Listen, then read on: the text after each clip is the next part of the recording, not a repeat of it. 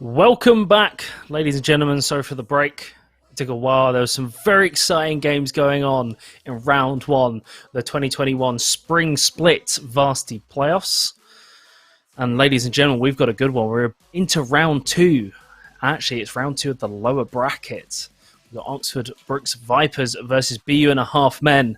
My name is Novken. I'm joined by Zach. Why don't you take us into these two teams? Yeah, absolutely. We've got two very strong lineups from both of the sides. Of course, we've seen BU&a Men and Oxford Brooks Vipers both live on stream before the last few weeks. We've had them, I think, a couple of times overall. And both teams obviously lost to enter that lower bracket. Oxford Brooks Vipers losing out just 16-14 against the Derby Gods, the number 4 place side in the tournament. BU&a Men, meanwhile, losing against number 1. Of course, BU&a Men finishing 8th overall in that group stage, so playing the first place team in Lancaster. Couldn't quite get it close. 16-12, pretty impressive scoreline, all things considered, considering they were either end of the scores, but either end of the group stage, rather, but didn't win in the end, of course. Now we're going to see the map bans coming in just shortly on your screens in a couple of seconds' time. Here we go. This is always my favourite bit.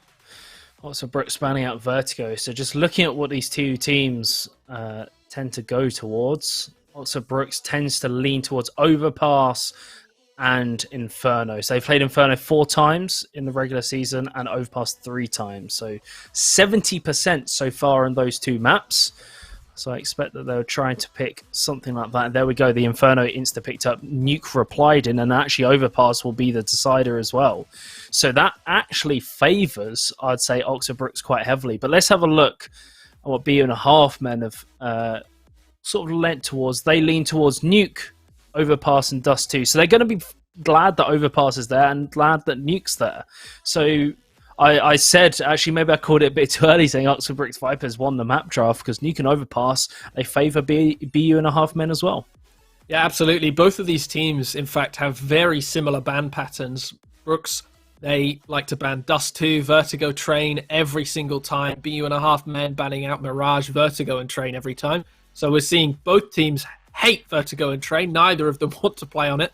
So realistically, the only other 2 bans that they had coming through were going to be Dust 2 for Oxford Brooks Vipers and Mirage for BU&a Men. It's exactly what we saw. And so these 3 maps, honestly, not too unexpected to come out of these teams.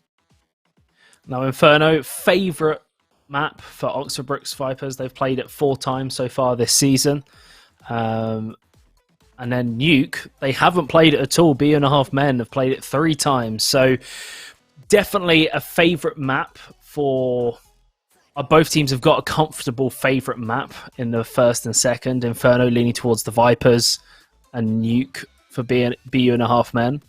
But Overpass is the middle ground. So this is certainly one of the rare moments in these kind of series where we can go, first map should go this way, second map should go this way, and then we'll have to see how it plays out in Overpass. I fully expect to see all 3 games. Yeah, absolutely. I'm of the exact same mind on that one. I reckon we will see Oxford Brooks taking their own map, BU&a Men taking theirs, and Overpass should definitely be a map that will be one side or the other. I think they're both going to like these bans. They're both going to like the way that this has gone. It leans heavily in their favour for both of the maps that they picked. And the final map is very much a 50-50. Of course, I could be completely wrong. We might end up seeing BU&a Men slap this one or Oxford Brooks just annihilate. But it should be one that goes to all 3 maps. And looking at the stats of some of these players, Oxford Brooks Vipers have 2 players in particular have very, very strong ADR. Lisa and Pizza Slice, great names. Whether they're on the roster today, we know some of these teams like changing, they have extra players that they swap in and out, or they change names as well. But Lisa should be on the roster today. We've heard that the players are in lobby and they should be readying up very, very soon. So we'll get into that first map, which is Inferno. Of course, Oxford Brooks Vipers pick. So I expect that they're going to come out fragging. They're going to come out heavy. But BU&a Men, Inferno should, even though they've only played it once this season, it's still a middle ground map. Everybody knows how to play Inferno. It can go either way. It's one of the closest maps in the competitive pool. That's why we consistently see it go overtime again and again in pro play. I expect that this is going to be no exception. Absolutely, and look at the BU and a half men setup as well. 4 of them staring down mid, only 1 towards B. It's very bold, of course. Picking up those dual Berettas, a weapon that way back 3-4 years ago, people would have looked at you and said, why are you buying those full stop, let alone sacrificing your armor in order to get them? It just seems stupid, but fantastic spamming weapon. You can kill many players. It's, I guess you can't really call it a weapon. It's a couple, and I've been touting them for years, and it looks like the rest of the scene's finally picked them up. Of course, the smoke's coming in from the Oxford Brooks Vipers. They take the site very easily. Only 1 player holding it, so I don't think BU and a half men were expecting to hold it fantastically. Just going to go in for the retake. Of course, Ewan does have the kit, so should be an interesting one as the Oxford Brooks Vipers prepare for the retake. It's a 5-on-5, and there's the blitz. It doesn't even matter that he's got 2 pistols in his hand, especially when they get pistol whipped themselves. A 3-man jump round, but we're left with a 2-on-2. But Johnny Vele, a wonderful double set of headshots coming through. And that means Oxford Brooks Vipers put the first one on the board. It looked good for the retake. Briefly there for a second, the trade kills came in very, very quickly. They just weren't able to translate. The post-plant positions right back on the site really, really helps them in shadow. BU and a half men, they are going to force up this round. 2 Desert Eagles, 2 SMGs, and an SSG. Our Rob will get a body shot off, so that'll certainly tag the player who really stepped up on the Oxford Brooks side. Johnny Belly is one of the best players on the squad. And there's the massacre. Styria and Euro, the first ones to fall for the side. And despite BU and a half men handling some casualties, Oxford Brooks Vipers are suffering quite heavily. A disappointing start for them, honestly. After such a strong pistol round, incredible team play, they've decided that they would throw away a couple of lives very early on, running straight into the force that BU and a half men have done. Again, another play that's taking a lot more momentum is this second round force for the CT side. And I think if you talked about 3 years ago, people would have said, why are you doing that? But now, a lot more accepted, and BU and a half men able to stack 2 players towards either side, actually ready for the push from Oxford Brooks Vipers towards B, even though this smoke's going to come through, and this is where it depends. That fake smoke might catch a couple of the players out if they decide to rotate now, but look at that, BU and a half men just standing strong. Deployed their own smokes to kind of dissuade any T aggression. It's not going to be the case. They're going to run on in. Rye picks up the first on the boost. He's going to step back down. He's not able to reply in kind, and it's a 2 and 4 as they take the bomb site. They're going to try and get the bomb down. The smoke should cover this plant. They're getting surrounded by every single side. Up from Coffins, Adam Stroud from behind. He's going to spray with a MAC-10, not the greatest weapon from range. Takes down Yossi, and that'll be the round. BU and a half men reply.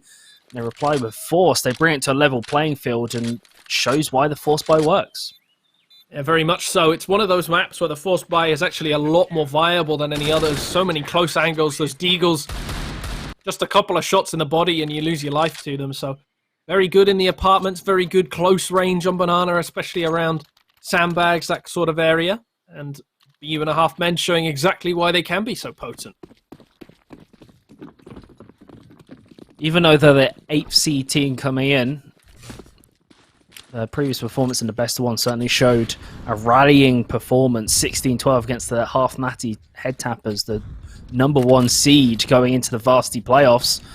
That's a nice little utility usage there. The HE grenade. Johnny Vele suffering once again early on the round. He looked really good on the pistol, but getting tagged so heavily and even dying from the utilities, just kind of getting rid of him before he can do any damage. Adam Stroud's too quick in this position and under the pillars.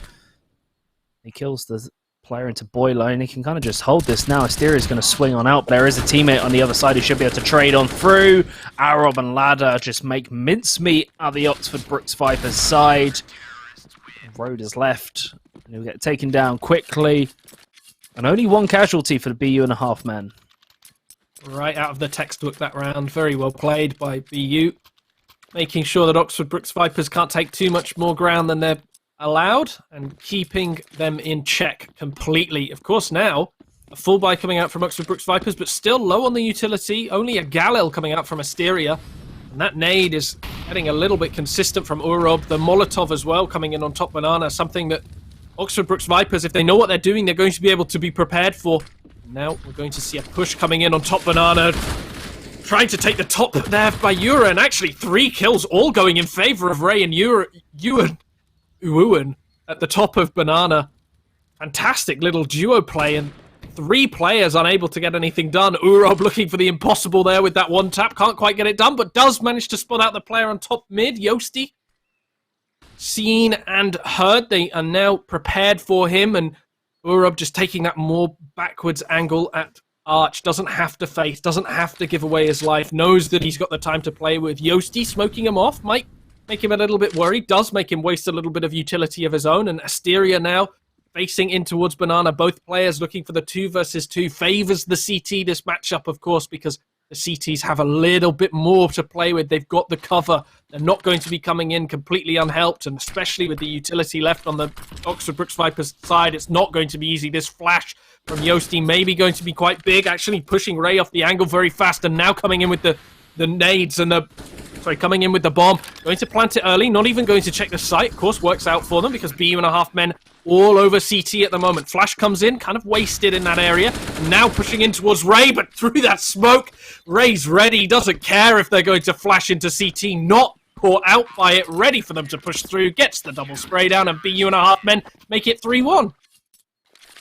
3-1, and I like, although that they could have denied the plant, they still waited for the team not to give, separate 1 versus 1 to the Oxford Brooks Vipers and sort of turn that game around, that round around. Instead, waiting until the entire team is there for the retake to ensure that they can secure it, despite the fact that it is going to give bonus cash over to the T side. And it's a more consistent, higher agency style of CS. Yura, that's a wonderful headshot. Orab's going to be waiting. He swings out, and Asteria's got his number. That's an AK handed over, and a 2-man advantage for the Oxford Brooks Vipers. They can start to push around and get control of A. There's still 1 player waiting. Not rotating as of late. Going to be greeted, though, through Library.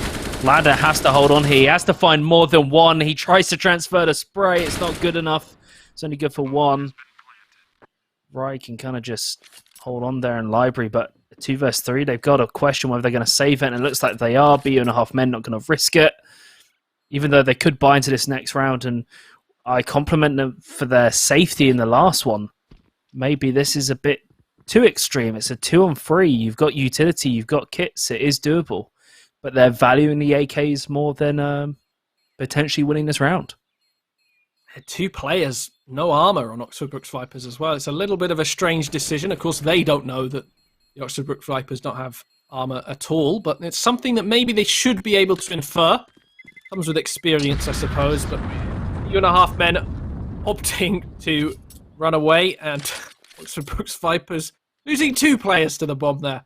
Again, bomb radius is a thing that comes with experience. You'd expect one of the top 8 universities in the UK to know exactly how big the bomb radius is, but I guess also playing a little bit safer. Didn't want to die to the BU.5 men players and instead die to the bomb. And Urob here going to be peeking down mid, gets flashed off early and luckily just gets away with his life. And on the other side of the map, Johnny Vele with the AUE gets the kill on Ray.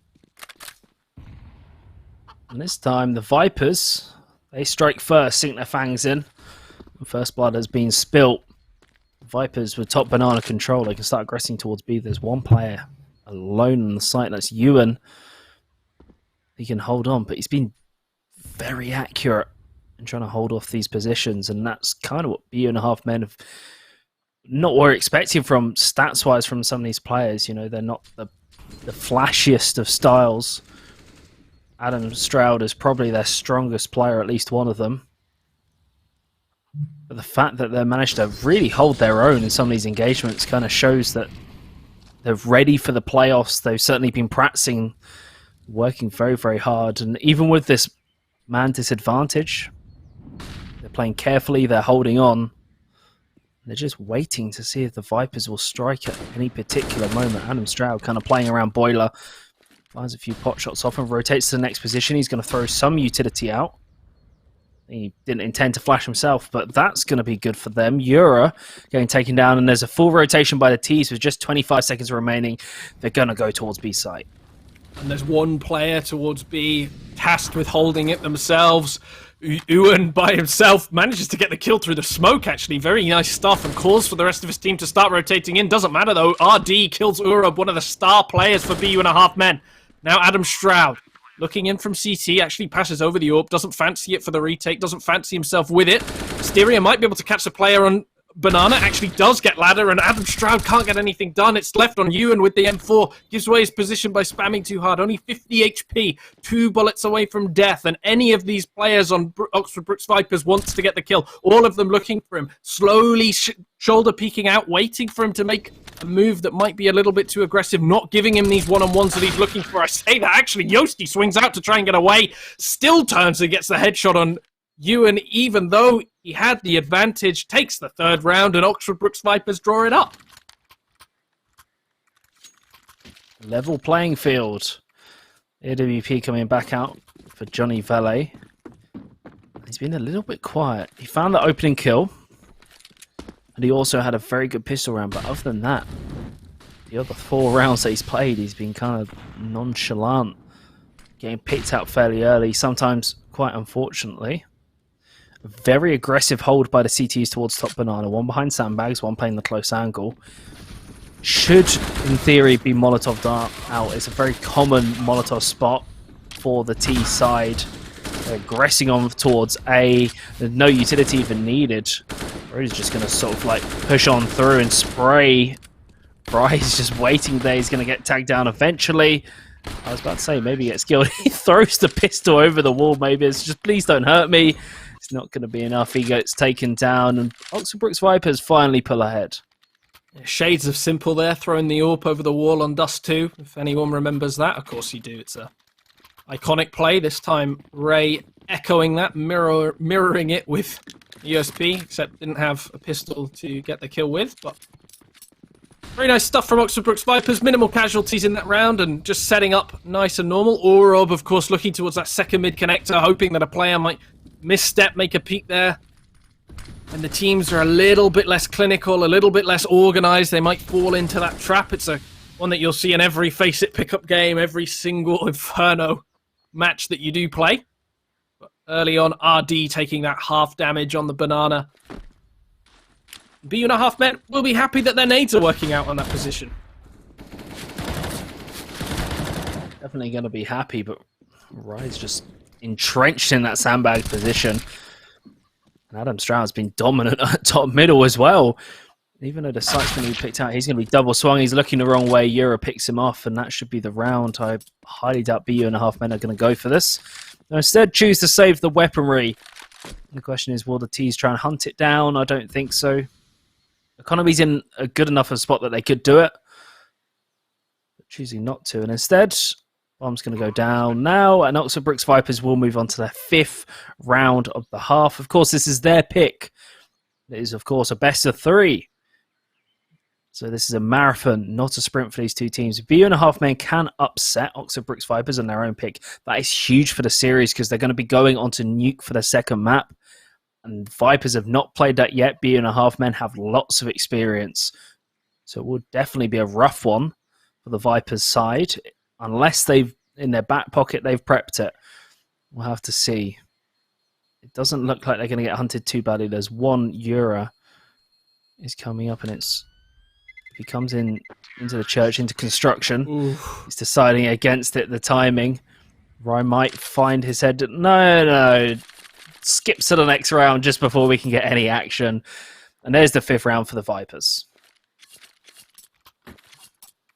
Well, not too unexpected early on. Of course, this map can be CT-sided, can be T-sided, depending on how the teams play. I think I'd be happy to call this sort of matchup a T-sided one, and it looks like we're going to see an early pistol round push down middle. Molotoved off, though, and Eura's going to hear that as they push through the Molotov, calls it out for RD. 3 kills going in their favor. The M4 on mid actually gets a triple spray down. Oh, my word. 3 kills, and Rye gets a kill on the other side of the map. All of a sudden, Yosti's gone from a 5 versus 2 into a 1 versus 2. 1 versus 2. Make it a 1 versus 1. It's Yosti versus Rye. Rye's going to have to rotate around. He's got a kit. So that's something for the player on the BU.5 men's side. But Yosti's in the post-plant position in balcony. All the way on the other side. There's not much time if Rye wants to try and rotate through. He can't clear that position. He's just going to have to play the time and maybe fake it out. Or does he choose to go through? He's going to be cutting it very, very close. Just look at the bar at the top of your screen, ladies and gentlemen. It's ticking down, and Rai's got to move quick. Yosti's on it, though. Prepped for the angle. Rai's going to swing round. He's not ready. Yosti wins out. Clutches it for the Vipers. And that was a winnable round for BU.5 men. The money's superb for the Vipers now as well. Yosti, $12,000, deciding not to drop RD. RD can linger around 1,000 for a little bit longer. But yeah, overall, very, very strong. Meanwhile, BU.5 men still struggling even after the eco last round. Urob going to peek into mid. Again, gets flashed off. Again, can't get anything done. Again, flashes back into mid, but not getting anything. And an interesting buy coming out for Johnny Vele. I think maybe he got legged by that ult, but the SG, not something that we've seen in the past year and a half, really, ever since it got nerfed. That massive decrease in the rate of fire was pretty bad, but look at this holding of mid for BU.5 men, and nothing that the Oxford Brooks Vipers can really do. Yosti gets one in return, but in turn does lose 37 HP and just hides around top mid, waiting for someone to peek into him. Little does he know, all the BU.5 men players just sitting passive, waiting for the Vipers to run into their crosshairs instead. 2 players remain for the Vipers, 2 snakes in the grass, and they're actually huddled into a crate of bananas, moving towards the B site. There's only 1 player remaining. He's boosted up. Ewan's going to be waiting here, or Ewan. I'm going to say Ewan. It's certainly easier in these clutch situation. He's going to step down. He tags RD out a little bit. Rai's coming in to support him, so the bomb's going to go down, so that's a little more cash for the Vipers side. Yosti and RD have a lot more to do. He's in Dark or Ninja. It's got so many names, that spot. I expect it should be Molotov out potentially. Orob is the one with any of that sort of utility. Banana push being sort of stalled is going to help, but his position is going to be revealed, and it means RD has to step out now. It's a quick 1-2 punch. BU.5 men will pick up their 4th round. And certainly reply with a lot of strength against the Vipers. Absolutely. It turns out that the Johnny Vele tag at the start of the round was actually their own teammate. It wasn't anything that BU.5 men did. But Oxford Brook Vipers are still ahead in this matchup, of course, and still have actually the weaponry advantage, even though the BU.5 men won that round. Ladder trembling down at the bottom with a FAMAS, kind of at the bottom of the ladder in terms of rifles are concerned, but Ewan spraying down, actually continues the pre-fire. Thought he got the next kill, but Ray actually the one picking that one up with the headshot. And all of a sudden, well, instantly, really, in the round, only 20 seconds in, 3 players for Oxford Brook Vipers are gone. A very poor push into the top of banana position. I mean, not even a flash coming through. Not even a flash. And now the Vipers trying to dry peek things and relying on their superior aim. Statistically, they are, in essence, superior in that respect. But it's not working out for them this time. The team coordination of BU.5 men is just working out far better. Orob is waiting on that flank. They're split up quite severely. Bombs on Euro, who is floating towards the A site. Despite the aggression towards Banana, it shouldn't matter too much. Euro's potentially going to step out, or he's going to meet back up with his teammate. They can't really decide what they're going to do. They're going to group up, push towards A. Smoke's gone, that should reveal. Or whiffs the shot. Very late reaction speed there. Euro's going to wait. Go the other way from the fire, and he's going to run straight into the CTs. Stroud gets one, Ladder picks up the other. It's easy pickings for BU.5 men. It's like shooting fish in a barrel. They make it look quite simple, and it's 1 round away from an even scoreline. Well played from the BU.5 men, but you have to say, feels almost like Oxford Brooks Vipers are throwing this one a little bit. There's not much communication, well, it seems from our perspective.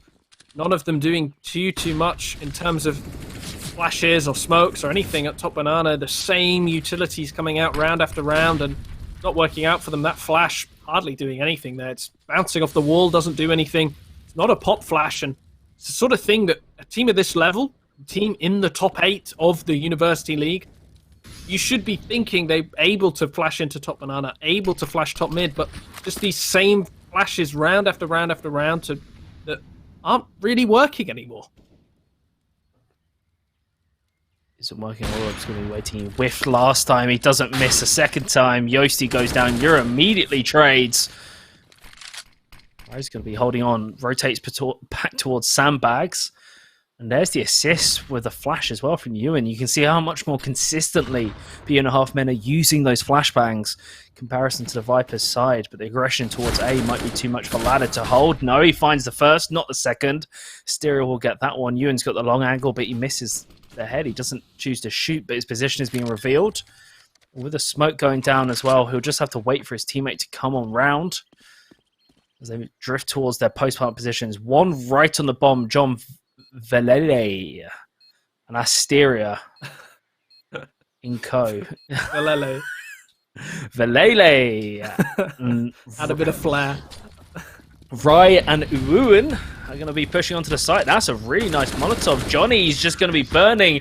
Johnny's no longer good, but Ewan dies to himself. His own Molotov there. It was a fantastic Molotov to molly out the player, but crouching in the corner just gets away with it. Doesn't quite creep far enough, and Ewan runs into his own molly. It's a bit disappointing for BU&a-half men, but a little bit more prepared in that one, Oxford Brookes Vipers. Of course, in the group stages, one thing that me and you always used to harp on about was momentum all the time. In this one, I think number one thing will be utility. These flashes are massively different from, looking at silver gameplay versus global gameplay. There's some really nice graphics that exist of how the flashes are utilized and the differences between them. And of course, these players, almost all of them will be global, almost all of them will be looking level 8, 9, face it.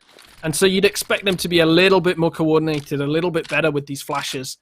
And it's something we've not quite seen yet. I mean, RD and Asteria, RD still doesn't have a flash on him. He's used them this round, and I don't really recall them being used for much good, to be honest. Nobody's been flashed away from any angles. Of course, in the meantime, we've seen a 2-for-1 trade. Oxford Brookes Vipers losing 2 and BU taking 1. And now RD looking for a kill on top banana. Could be walking into 2 CT players holding that site. They split to a 2-2 split. There's a utility thrown out.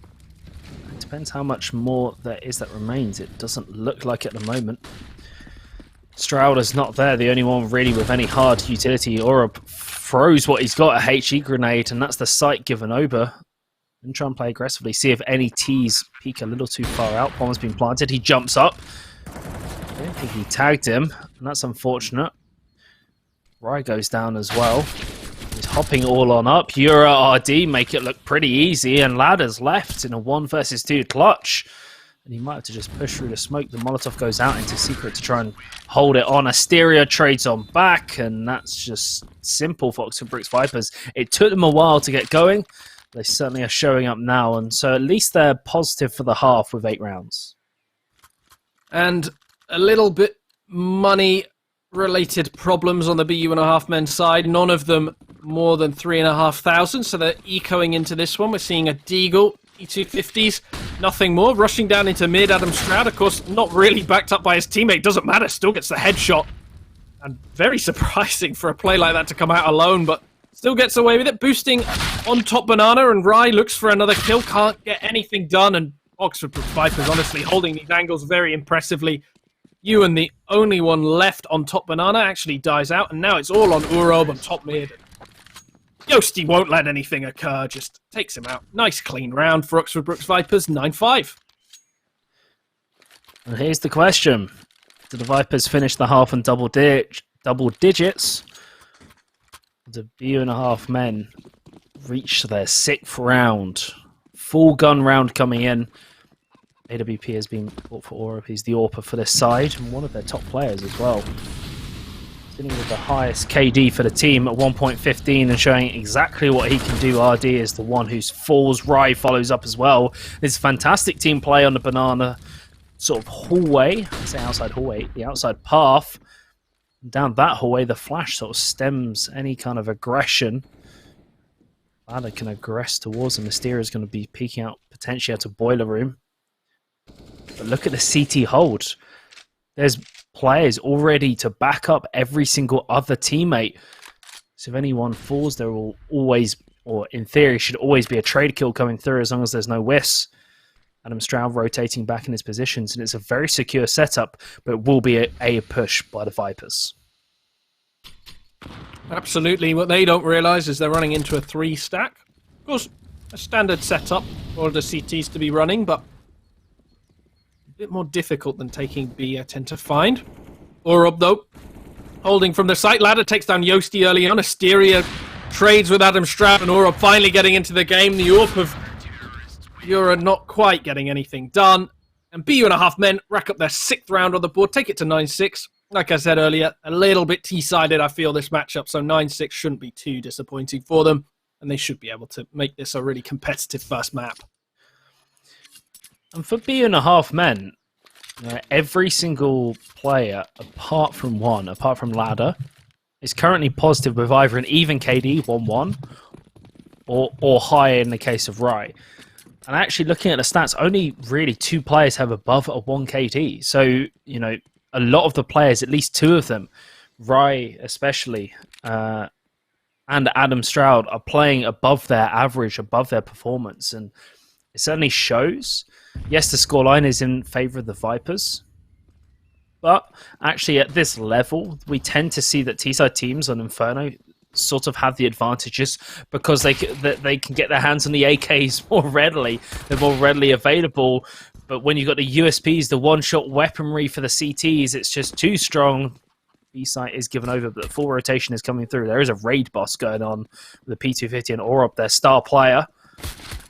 He might be able to do some damage. Rye's going to be tagging out from distance. Not able to get the bomb down before going back. Ewan has the Julies out. He's going to be playing like an El Bandito from range, and it's just shots going left, right. Rye with a wonderful double kill. Huge. I think he's on sort of 16 kills or something ridiculous like that. Huge for his team. And this might have some potential. Rye picks up a 4th of the round. I thought it was 3. He picks up 4. He's almost on for the ace as well. Bomb has been planted. They can go to the post-plant positions. RD is incredibly low HP, but so is Rye, sitting on 1 HP. Now RD has to make the decision. Is he saved? Does he back off? No, he's going to push through. Ewan steals the ace from Rye, and that's fantastic stuff. BU.5 men strike back 17-8 on Rye. Just want to highlight their stats. 0.89 KD going into this, so playing far beyond their average, really stepping up for BU.5 men, and it really shows at the scoreline.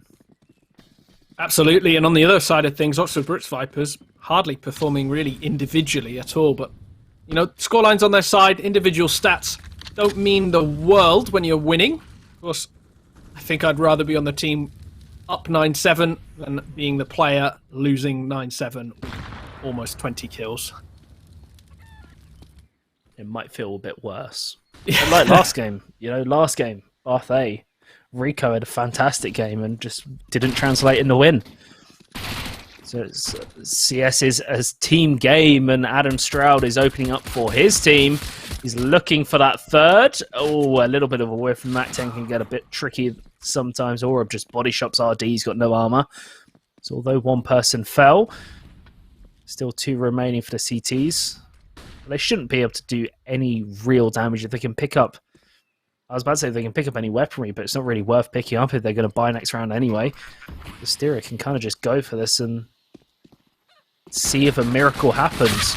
Maybe if Ladder gets a little too high for you. No, the headshot, the jumping Mac 10 headshot takes out Asteria, blows the brains against the wall, and Yura is kind of left wondering. He potentially saved this Desert Eagle to the next round. It's not horrendous to do that if they go for a half buy and you can keep the Desert Eagle. It saves a little bit of cash. Shouldn't really be going for a half buy though, should they, going into the next one? I think they probably want to buy up M4s, and yeah, I mean, he's probably looking for a gun at this point, not looking to just save the Deagle. But not the biggest fan of RD playing in that angle. Actually ends up losing the Deagle anyway. Ladder headshot from bottom mid, but of course RD playing in that position does get the kill for it. A bit scrappy in the end, but not the biggest fan of him playing there. That's sort of the position where you think maybe you should save that for a proper gun round when you're able to rack up 2 or 3 kills instead of utilizing it early with the pistol. It's not somewhere that you can realistically play any more than 1 or 2 times again unless you really want to die every single round. So, not the biggest fan. Does get rewarded for it, but probably shouldn't have in all things considered. Now, there's still 2 MAC-10s in play and 3 CT players without head armor. That's why I usually prefer to see, at least early on when you know that they're going to be keeping the SMGs, genuinely prioritizing head armor over the M4s is, I think, quite a legitimate approach. Yeah.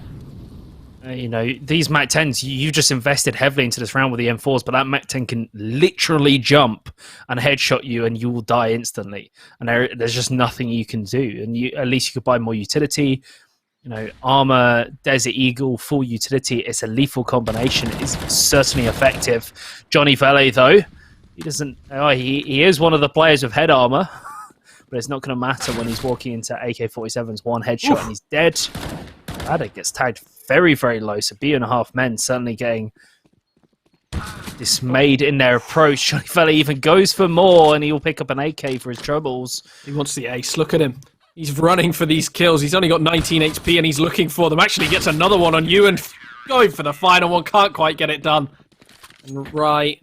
Unfortunately, loses out there for B.5 men. Another round coming out for Oxford Brookes Vipers, and finally they can pull out the utility. But I think you're onto something with the full armor FAMAS sort of guide, because you buy half armor, you're forcing yourself down a route where if they keep the SMGs, you just lose out. If you buy head armor and the M4, you're not going to get anything done, really. It's a map where utility is probably one of the more utility-heavy maps. I think every map obviously needs it, but Inferno definitely one where utility is a must buy. And so you need to bridge the gap somewhat and buy that full armor, buy the FAMAS, and be prepared for the players to stay on the SMGs. But early on, RD getting the kill on Adam Stroud, finding out that they are just on the pistols, probably calling that over to the teammate, but a little bit of a miscall if he does do that. Of course, the AKs are on the BU.5 men's side for every single other player other than Adam Stroud. And actually that given away pretty soon after with the spam coming in from Ewan, I think it was. Now, what do B.U.5 men do? They're still going to choose towards A. Johnny Vele's once more on this angle. That's a huge spray down, but he can't convert more than one. Ewan's going to be running on in. Yosti's beautiful double kill. RD follows up as well, and that's a lot of AKs in the hands of the CTs. We throw as many criticisms as we like over to their buy patterns in the first few rounds, but looking very, very comfortable now. Those AKs are going to be difficult to displace. You've even got an AWP. Just add insult to injury. So now BU.5 men are forced onto a full eco, not a single piece of utility either. So basically a bonus round for the Vipers. And Johnny Vele just waiting for utility to come in on top mid and then peeking into it. Never came. And it looks like a full rush onto B. The bomb actually been spotted by Euro. Flash coming in from Asteria, hiding in on the first yellow, and maybe not going to suspect the player coming in behind you and just shifting in. Might be able to actually get a knife kill on Euro if he's careful enough. Not looking, gets the headshot, and this is the dangers of not buying head armor if you're a CT, especially when you're against the full eco from BU.5 men. Those P250s, those Glocks, very, very dangerous against unarmored opponents.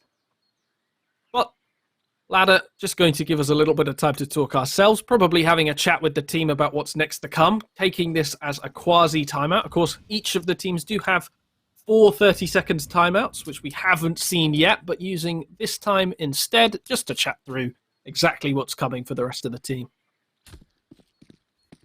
But of course, in a best of 3, I'm pretty sure I could be corrected by one of our lovely admins. But the timeouts you get, you have to use them through the entire series. So if you use them all in this first map, you have none later on, especially if we're looking towards the grand scheme of things towards Overpass, which should be a very, very competitive map. Both these teams play it, and they like playing it. Mm-hmm. That's probably where you want to allocate those resources. So that is going to try and die now, as weird as that sounds, just so we can get the cash for his side. But that's an extra 40 seconds. They basically got a free, as you said, a quasi timeout. They got a free timeout there. Yeah, they lost the round, but it was a bonus round anyway. And the Vipers not wanting to die and give any weaponry over, and you can see the buy coming out. That would have helped a lot. So it makes sense from both sides, but I like it from BU.5 men. It's very clever. I don't see enough teams doing it, and they really should. It makes a lot of sense. Absolutely, it's a really smart little strategy. Going for the early kill on top Banana, and Johnny Vele feeling himself, making sure he knows that he's playing well at the moment, and just overextending more than anything. For good measure, the AUE gets naded out the map. I think the BU.5 men probably wanted that one. Ewan and Adam Stroud only on the Galils at the moment, so probably did want that AUE. But away it flies into the ether, never to be found again. BU.5 men, a man up. Just trying to bait out a little bit of utility, throwing the flashes in, throwing the smokes to try and eke out a little bit from Oxford Brookes Vipers. It's a little bit of a tactical masterclass coming out from them. Something that you see a lot, especially at Pro CS. Just throwing utility. It doesn't seem like it has much of a reason for it throwing these, but it ideally baits out something from Oxford Brookes Vipers. But look at Oxford Brookes Vipers. Not a single piece thrown in response. They're just waiting for everything to come through, and that kill on the other side of the map forces BU.5 men into B. They get trade 1-for-1 and get the site instantly. A 3 versus 3, which is favouring BU.5 men now, since all of a sudden Oxford Brookes Vipers on the retake. Yura's going to be flanking around through construction towards Coffins. Orub's going to be waiting. He almost missed that one, but Yura's crosshair placement wasn't perfect. RD's is, though. So that'll be a 2 versus 2, but a retake is still in play. Avoids the flash. Rise just waiting. Ghosty is the victim of that massacre. RD's going to be stepping around, been playing very well, but caught between a rock and a hard place. Caught between a crossfire. Ryan Ladder are just keeping him guessing. He will find one, but it's not enough. BU.5 men strike back, and they're 1 round away from reaching double digits. Absolutely. BU.5 men making this one maybe a little bit closer than we were expecting. 12-9 still for Oxford Brookes Vipers, but you've got to remember, this is their map, and it's only 3 for 3 so far, so they've been completely equal on the switch sides. It's not been a straightforward affair for Oxford Brookes Vipers to close this one out after being 9-6 up. And BU.5 men looking to continue applying the pressure, pushing up top Banana, making sure that they're known around top mid, around the apartments.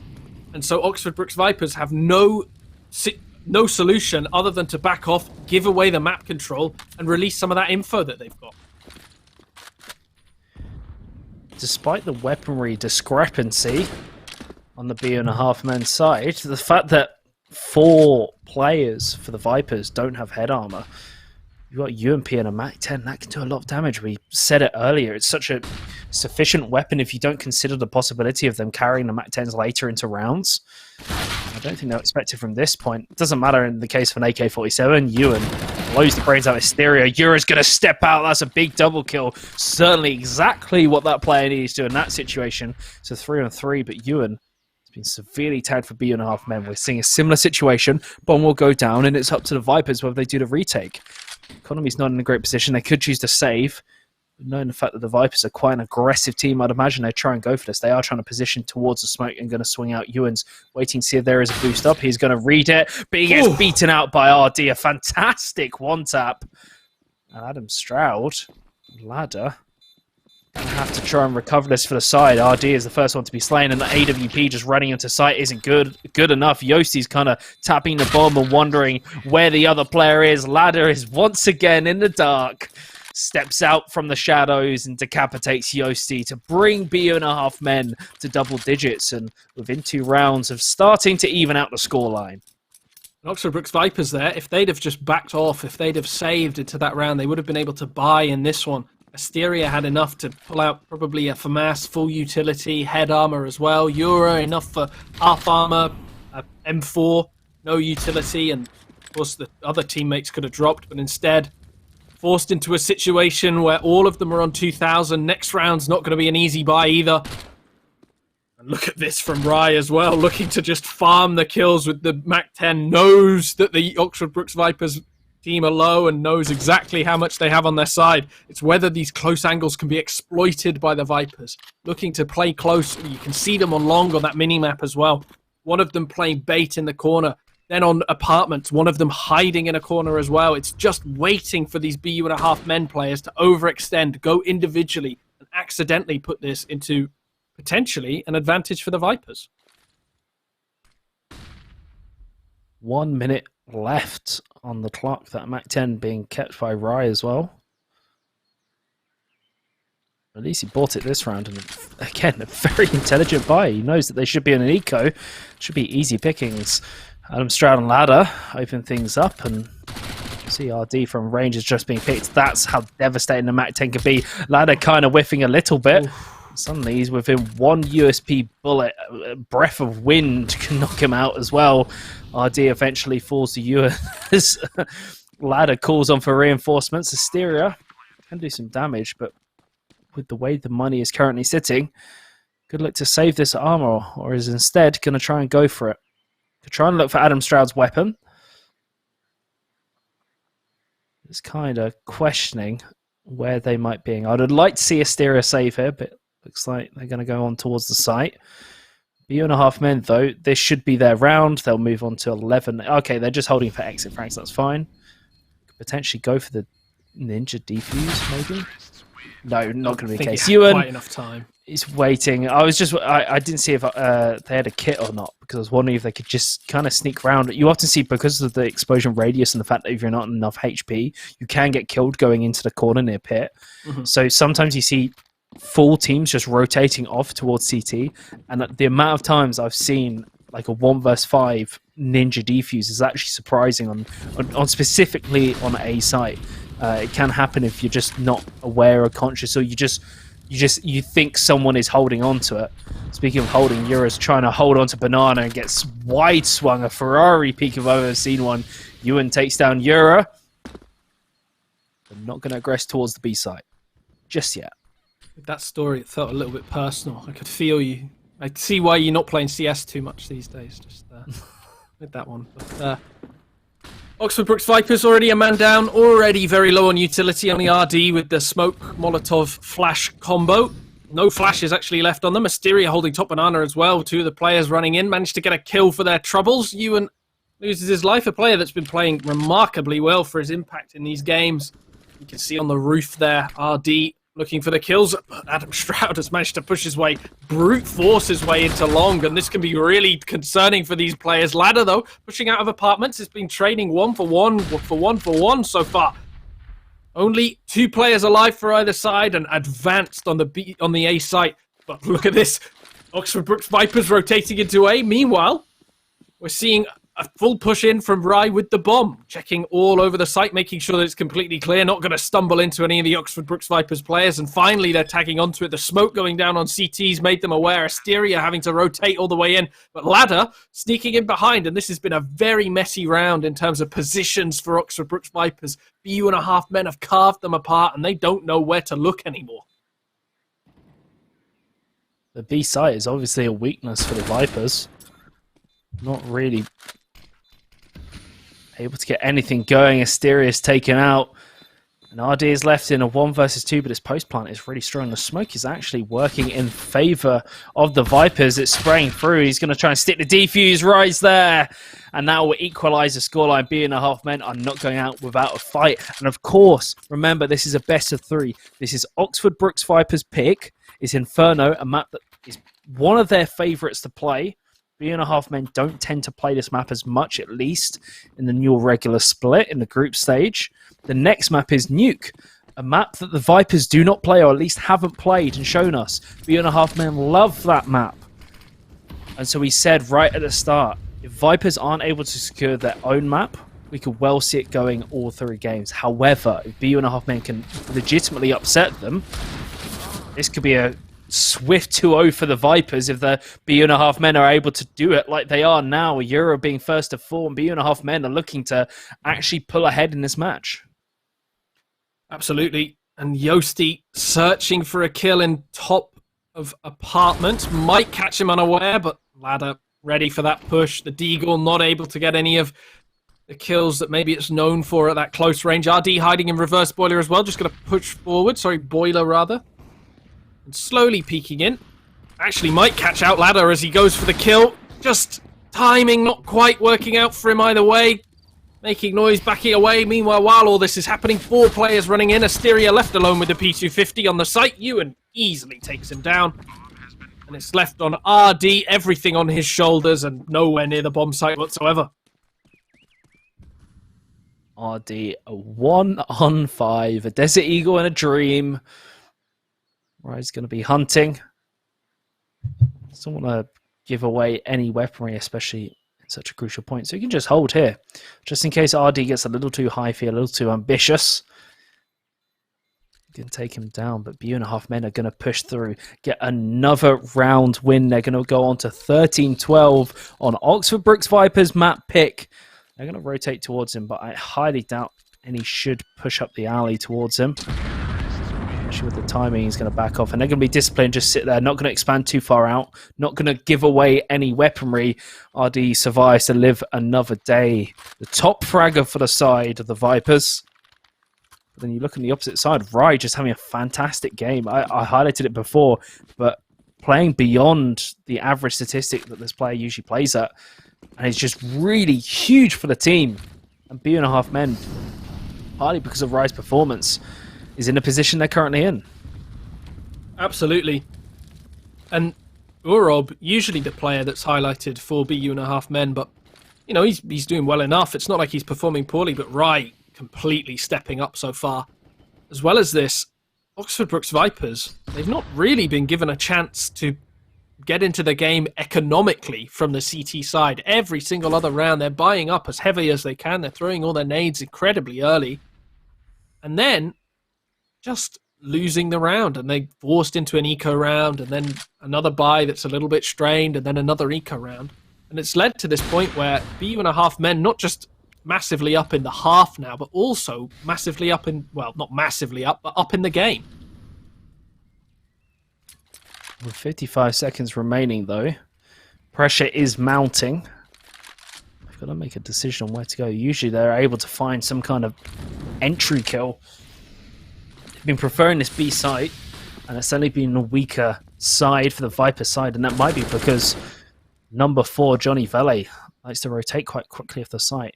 Adam Stroud with this advanced position at top mid can kind of hold this for any rotation towards Banana, and if the push will come out, which it should do with 20 seconds remaining, there's not much hope here for BU.5 men to get all the way to the A site. Yura has to hit that first shot. That's quite disastrous. The position has been revealed. Can swing out now. Whiffs the second one as well. That's disastrous. Orob takes them down, and it's a 2-on-4. Adam Stroud is in their CT, going to be causing havoc. Walks into the hands of RD. This is not good. Yosti left in a clutch situation. BU.5 men look to get their 14th round. It looks to upset the Vipers and go ahead in this series. Yosti's just kind of wondering what happened to his team. BU.5 men looking solid. Definitely playing, I'd say, beyond the expectations that I had coming in. They're the 8th seed in this tournament. And they're really certainly delivering in this game. I mean, on the other end of things, that makes them the 8th best team in all of the UK university scene, so they are still a good side, of course. Yosti looking for a couple of exits, only gets the one, and now Oxford Brooks Vipers going to be forced onto yet another eco round. Unless they want to force up, it's probably going to go to overtime if they play this one as they should, and by the half armor and Deagles just going for that one themselves. A Mag 7 coming out for Johnny Vele, not been quite as impactful. Again, look at BU.5 men. They've got complete control over the economy of Oxford Brooks Vipers. They've not let them go anywhere with their money. They've been decimating them. And look at, I mean, Orob on 10k, Ladder on 7.5, Ray on 7. They're keeping their own money very high. And even if Oxford Brooks Vipers win the next 2-3 rounds, BU.5 men should still be able to buy. So expect overtime if Oxford Brooks Vipers do win this one. They should be able to get that. But BU.5 men, hopefully, looking to close this one out as soon as possible. And the Vipers are playing for the overtime. You can see that they've got cash in reserve, so they've got one more round in them at least, depending on how this one goes. So they're prepping for the worst case scenario. Just gets destroyed. The spray through the wall. He takes down RD. He's going to be picked off by Stroud. The assist by Ladder almost deserving that kill. Rye's going to be waiting here patiently. Asteria not going to get too close. But could find Rye in the back, find the head, but the time is just not quite there. Going to rotate through. It's definitely towards the safe side. The Desert Eagles are coming out in force. Ladder sprays them down with Stroud. Yosti's waiting in pit, but it's not going to be enough. It's a double kill coming through for Adam. And Asteria left in a 1-on-5. Asteria really should save at this point because you've got the full buy coming through next round and you can save that armor. You'll need to buy like 300 or 350 for the head armor. Ooh, that was close. You could get the weapon from Ryan. Back off now. You should not go for this. This is just not really what should happen. That AK could be like super important going into the next round. They can still buy, but an AK is certainly better than an M4. As BU.5 men look to go on map point, arguably upset the Vipers and push on to win the first map in the series. Yeah, don't forget that this is 9-3 in favour of BU.5 men this half. Oxford Brooks Vipers, they showed their quality early on in this half and then have just thrown it all away as time has gone on. Nothing at all in their favour so far. Johnny Vele fallen off a cliff in terms of his engagement, his impact in this half. Picks up the AWP though, maybe going to get something a bit different. You're as well on the AWP, so trying a different strategy coming into this one. I'd like to maybe see a timeout. Of course, like you said, they've only got 4 across the entire best of 3, but when you're about to go a map down, probably the best time to use it, is it not? So, gambling a little bit that there will be, well, that they'll beat them on Inferno and do a lot better. And Asteria taking 50 damage on CT very early on, 50 seconds in, and the only contact has been a nade that's dunked Asteria very low, and now Orob taking down Yura. Johnny Vele might get gifted something, though. Right, just sort of shoulder peeking in the corner. Johnny Vele going to go aggressive, scoped on it in. Adam Stroud's going to do the same thing on the other side of the map. Bomb is all the way back at T-Ramp. So BU.5 men not really committing, just seeing if they can get any more of an advantage. They've already got one, they've already got rid of Yura, but Yosti replies, and that should even things out. Adam Stroud goes down, but the call is going towards A, and here we go. Will BU.5 men be able to close out this map? Well, Oxford Brooks Viper going to mount the comeback, and a double kill for Yosti. Add that to the one before, so that's 3, but gets decapitated by Orab. There's a 2-on-2. Asteria's just going to push on the smoke. He's not able to find ladder. So unfortunate. Not able to consist the spray. And Johnny Vele is left with the AWP at range. I think there's a smoke blocking the view. No more. The pit player has backed off, and Johnny Vele is left to try and salvage this round, salvage this map for the Oxford Brooks Vipers. Ladder shuts him down. A fantastic showing by the BU.5 men. Just look at those scores. Rye, Adam Stroud, those players really stepping up for their side. Man, Oxford Brooks Vipers losing on their own map pick. Not what I would have expected. Absolutely not, and a bit of a throw, all things considered, from the Oxford Brooks Vipers. They were well ahead going into the second half, and I was right. T-sided, BU.5 men showing what they're worth and taking the first map. It's going to be very difficult for Oxford Brooks Vipers to come back into this, especially knowing their track record on maps like Nuke. And the 2 players that really went above 20 kills for the BU.5 men side, Adam Stroud and Rye, 24 kills and 27 kills respectively. It's incredible play by 2 players who statistically this season haven't performed as well as that. He's just really, really good play. And in a series like this, that momentum we spoke about, it carries on. The question is, can they translate onto Nuke? They've got to be feeling good. It's their own map pick. It's a map that Oxford Brooks Vipers don't play. It's going to be a tough one. So we're going to throw to a little bit of a break. We're going to be back real soon for Game 2. It's Nuke. It's BU.5 men's pick. Can the Vipers bring the series back?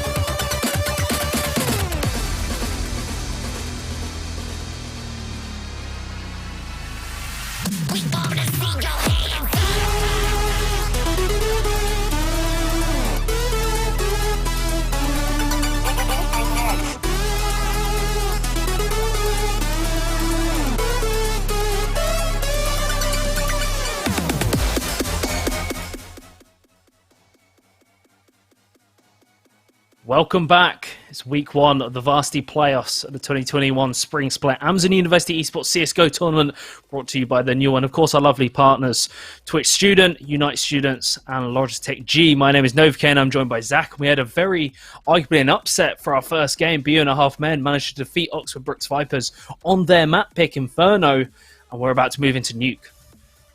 We are BU1.5 men looking much the stronger side. Oxford Brooks Vipers throwing that game away. They were 9-6 up on the T side. Seemed very impressive in the way that they were playing. Looked like they were going to easily take more rounds. And after an early 3 rounds on their CT side, they couldn't get anything done. They just completely fell apart. And BU1.5 men took it. I don't know what else to say. None of the players showed up for Oxford Brooks Vipers. And it's the sort of thing where if it carries into Nuke, they're not going to have a chance of that third map.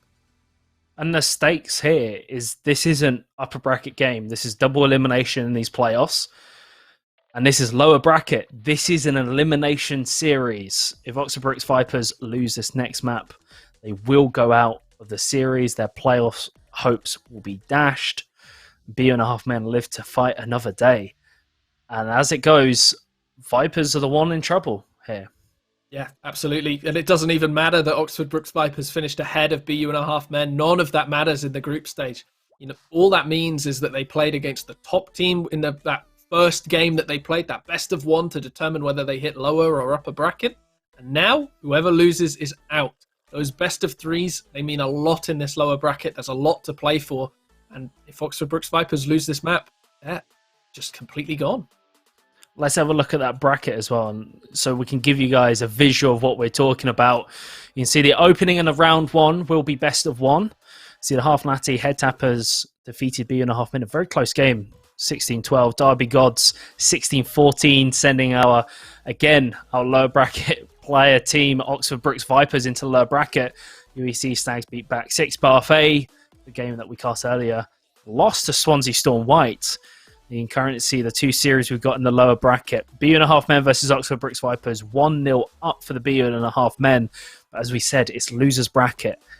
Not only is it long, you can see how many series you have to play. It's 1, 2, 3, 4 series, best of 3 series until you reach that finals. So it's a very, very long, hard road to get yourself back into a position to win the playoffs. But what's even worse is if you lose, you're out of contention. Oxford Brooks Vipers have to come through a nuke. Otherwise, they will be going home out in the first day of playoffs.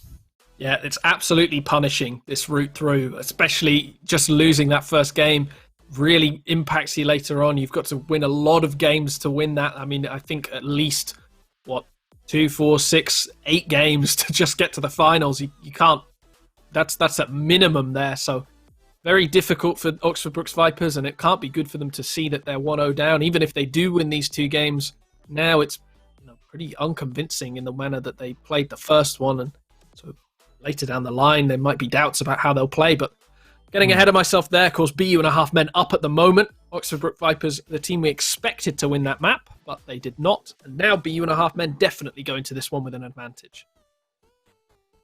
Just quickly, before we get into the game, you can look at the upper bracket right there. Half Natty Head Tappers are playing against the Derby Gods, and UEC Stags are playing against Swansea Storm White. Half Natty Head Tappers and UEC Stags, we set them out as the favourites for this playoffs. Both teams came out tied at the top of the leaderboard, and there's Half Natty Head Tappers, which actually pushed just above the Lancaster University versus the University of West of England. Those 2 sides are Goliaths, and certainly going to be a challenge. No surprise to see them in the upper bracket. But then that poses another problem, because they're eventually, if they do win the sort of semi-final stage of the upper bracket, when they go into the finals, one of those teams will fall down. Potentially, BU1.5 men at Oxford Brooks Vipers, if they can get that far through the bracket, will have to fight them. And that's, if they think the current competition is tough, wait until one of those 2 teams, if they drop down to this bracket. Yeah, absolutely. I mean, if you look at that top bracket, of course, Half Natty Head Tappers expected to beat Derby Gods. It doesn't mean that they will. UWEC Stags probably expected to beat Swansea Storm. Those are the 2 strongest teams in the competition at the moment. And if they do have to face off against each other, it's going to be brutal to determine who has to play in that one. I mean, it's what we expect to see, those 2 teams. But yeah, you couldn't look at them both and say well, one of these is clearly better than the other. Looking at them as well, of course, Oxford Brooks Vipers, one that we were expecting to get a little bit further. Back six, probably weren't expecting to lose the first. Well, I mean, maybe they were against the Sea Stags, but back six, probably expecting to win against Bath if they can. We did see Bath in that first game play against Swansea Storm. Couldn't quite get anything done. And we are, in fact, jumping into the game already. Less talk about the bracket and more talk about the game. We're going to see Oxford Brooks University on the CT side to start everything off. And Bournemouth University, or BU and a half men, playing on that T side, rushing out onto A site early on. Oxford Brooks Vipers, not enough time to get used to the site at all. No time getting comfy. It's been forced early on, and it's 2 for 2 already. 3 players down on either side. Eura stopping that bomb from going down. Ray trying to get the kill on Heaven, but Oxford Brooks Vipers close it up very quickly. Only, I think, 30 seconds in that round, and already OBV up 1-0. 1-0. Well recovered by RD and Eura to salvage that round. BU and a half men actually opted for a very light sort of, I say light buy, only 3 of the players had armor. Oh, well, that's a misplay on the ladder, but it's not going to really matter. 2 P250, 3 P250s bought. But this should be a bonus round. Adam Stroud kind of dying to gravity. No better way to say it. So that's a bonus round for Oxford Brooks Vipers. They're going to move 2-0 up. Still CT favoured. We discussed this in our first game of the day. The nuke is very much more balanced, but you certainly, you can't repeat what Bath A sort of achieved, which is falling behind on your CT side of nuke. It's not, despite the fact it's more balanced, it's not really acceptable based on the averages. So opening this up like that is pretty good, getting the 2-0 start, but it's whether they can translate that and whether this close to full gun buy can sort of upset the Vipers. Ewan forced onto a Galil early on, of course, opting for an increase in the utility on the side. A pretty important thing to have on nuke, of course, especially if you're going for the outside smokes. You're trying to smoke onto A or down ramp. You've got a lot more to work with, a lot more for the post plant, a lot more just to take areas. And actually, even without the utility, Asteria has had his head chopped off in the first 20 seconds of the round, and now 50 seconds in, Eura faces Ray on ramp, gets the kill though, and just backs away. No trouble, hardly loses any of their health at all. 46 HP still. That's pretty impressive considering they're using a mass. RD takes a face on outside, gets the kill on Orub. Now it's a 3 versus 4. Trying to push out onto A site. Of course, Yosti hiding on top of the just dies instantly. Johnny Vele backs off. Only got the scout, and the site has been completely taken over by BU and a half men. Adam Stroud planting the bomb. Eura coming in from double doors, though. Maybe able to get some hiding behind the closed vent here. There's the nade in.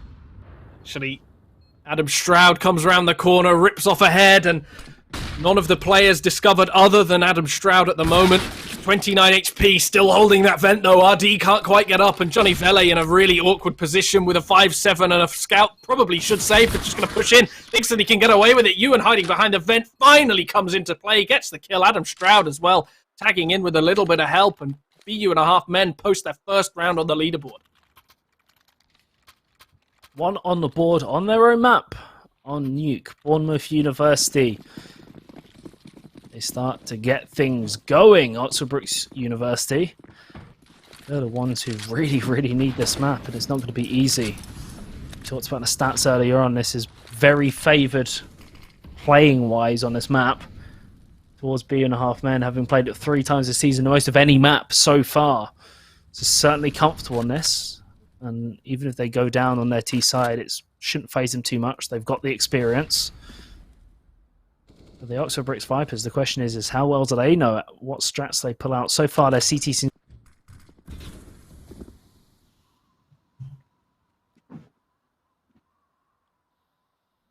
BU and a half men looking to exploit the outside hold. RD backed away in the garage, trying to peek around that smoke. Can't quite get any vision on outside. Actually manages to see that the left-hand side of it, right-hand side on his side, isn't the best. Adam Stroud just hiding on top of Mini at the moment, waiting for a peek from Secret, but it doesn't look like it's ever going to come. The Oxford Brooks Vipers and the BU and a half men poised to get into a fight with one another. Neither of them taking the face quite yet, and we've got 2 players in pushing towards Squeaky now. We're seeing the push on. It looks like it's going to be an A push. RD and Johnny Vele both get a kill, though. Ladder stuck on the site, manages to get one, but Johnny Vele gets a fantastic trade in return. Ewan trading 1 for 1 for 1, and now Ray left on the site. Looking in towards Mini. Can't really do much. Only 20 seconds. Doesn't have the bomb himself. Tries to take the fight on Heaven, but Yura gets the kill. Nice little round coming out for the Oxford Brooks Vipers. Quashing the BU.5 men streak in a row, and there's nothing that the BU.5 men can do about that one. Very well played from everyone on the Oxford Brooks Vipers side. Hysteria, only going to see 2 flashes on them, though. Of course, BU.5 men without any weaponry whatsoever. We've lost Novi for just a little bit. It's just going to be me for a while. Just so we all know, my co-caster will be back in just a couple of minutes. It's been a bit of a technical issue on his end. But in the meantime, Oxford Brooks Vipers actually losing out a little bit in this exchange, and the Glock making its way onto the site, but the bomb, you can see it on the mini-map right there, right at the back. They've not got anything, and if Oxford Brooks Vipers sit passive, there shouldn't be too much of an issue. Asteria as well checks onto the site, manages to get one. And now this is where the problem with the bomb comes into play. They're 40 seconds into the round, and Ewan having to give up a large chunk of map control just to run back and fetch it. Of course, there is going to be a little bit of movement on the other side of the map. Ray and Asteria walking past one another. Of course, they don't know that they're there. Ewan takes down Johnny Vele as well, and now it's Asteria in a 1 versus 2 against the odds, and look at them slowly walking around each other. Ray just creeping into Heaven, and Asteria has just recently gone down onto ramp and having to just shift around each other. This is agonizing to watch. Bomb goes down on A though, and Ray may be finally going to catch them. Please see each other. This is agonizing. Asteria can't quite connect the dots. Neither of them can. They don't see each other. Ewan, the only one with armor of the 2 of them, though. And Asteria just picked up the kit for good measure. Might still be able to win this one. Ewan holding in towards the hut, though. Oh, that was so close. Ewan still gets the kill. Loses 94 HP, though. 3 kills in the round to finally bring it together for BU.5 men. That's incredible stuff. Shouldn't be winning that round. None of the players buying armor other than you, and Deagles for them all, Tech 9s, and Oxford Brooks Vipers forced onto an eco of their own, actually forcing into this round. Deagles, armor, Molotovs, and difficult stuff for them. And actually going for the smokes outside. Not the perfect smoke. Of course, Yura can just see round it with that AWP. It's the one thing that they brought into the game. Yura, that's exactly why that smoke not quite good enough. Yura gets 2 actually for the trouble. Maybe going to peek into a 3rd, but BU.5 men realize when they're beat, decide to back off, don't decide to throw any more bodies at it. And now, Ray looking for the kill on ramp, tears off the head of Asteria, pushing in now with the bomb, and Yura looking for his 3rd of the round. Just misses the flick on the 3rd, timing not quite perfect, but running onto the B site, all the 3 players finally got it, and now, even though Oxford Brooks Vipers have the worst weaponry, it's been a little bit of a back and forth.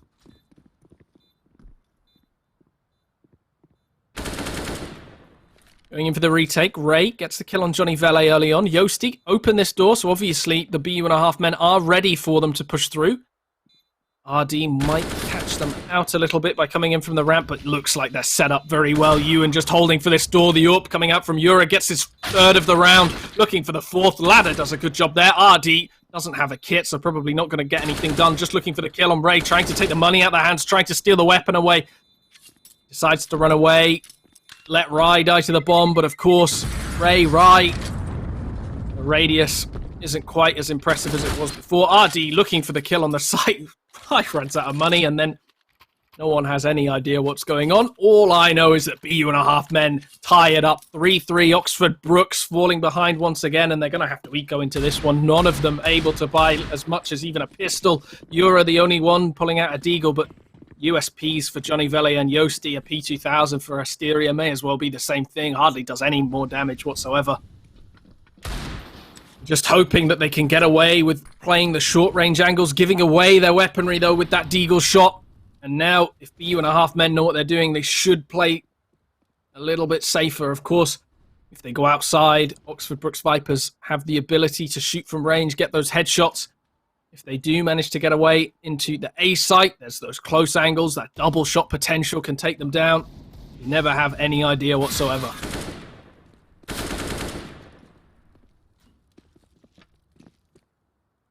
Early kills coming out for BU and a half men, but I mean, losing 2 players of their own, Oxford Brookes Vipers going to be happy with 2 kills, if I'm being honest. And now looking for the weaponry. Orob does take out Yosti, looking for the AK-47. Asteria, P2000 in hand, seeing if he can get a knife kill, maybe. But has given away his position at this point. Just walking around the corners, hiding in, waiting for someone to overextend and push through that smoke. Area. Alright. There we go. 3.5 men. Start to pull ahead. Adam Stroud, fairly quiet, but Ewan, a player who usually delivers for this team, 10-4. Was a little bit quiet last game. Currently in the comfort spot so far. I'm just waiting for Aura to pop up. I've seen him on this map before with the AUE. It's terrifying. Got a player when we get going. So I'm just excited to see what he can do, and exactly that finds RD so fast on the trigger. Kind of makes it look easy, to be honest. And now Oxford Brookes Vipers are a man down. Welcome back, by the way, Novi. We missed you. And Oxford Brookes, of course, Yosti and Johnny Asteria, rather, not playing the best at the moment. Haven't quite got into the game. Of course, looking for kills this round, especially since RD lost out so early on. Yura mollied out as well, decides to stay in that Molotov for a little bit and then run back through it. It costs him 40 HP for his indecisiveness. And now pushing onto the A site. 3 players coming from outside. Yosti has quite a lot to do hiding in this corner. Gets the first headshot. Maybe going to get the second. Actually does get the second. Almost gets a third, but Johnny Vele helping him out from heaven. And all of a sudden it's changed into a 3 versus 2 to make that a 2 versus 2. These players, BU and a half men, looked so far ahead. The AUE maybe going to be able to get a little bit of work done. Of course, Orob has shown his technical ability before. Rai not making it easy on him, though. Does take Johnny Vele down to 11 HP. The P250, oh, sorry, the Glock, rather, in Orob's hands might come in useful at this point. Does take the bomb. Looks like going round to ramp, but you know, the rotation's fast. But, of course, the CTs on the Oxford Brookes Vipers side can just push down that vent, and they'll eventually walk into him. It's all on the hands of Orob in this post-plant situation. All on the AUE for BU and a half men.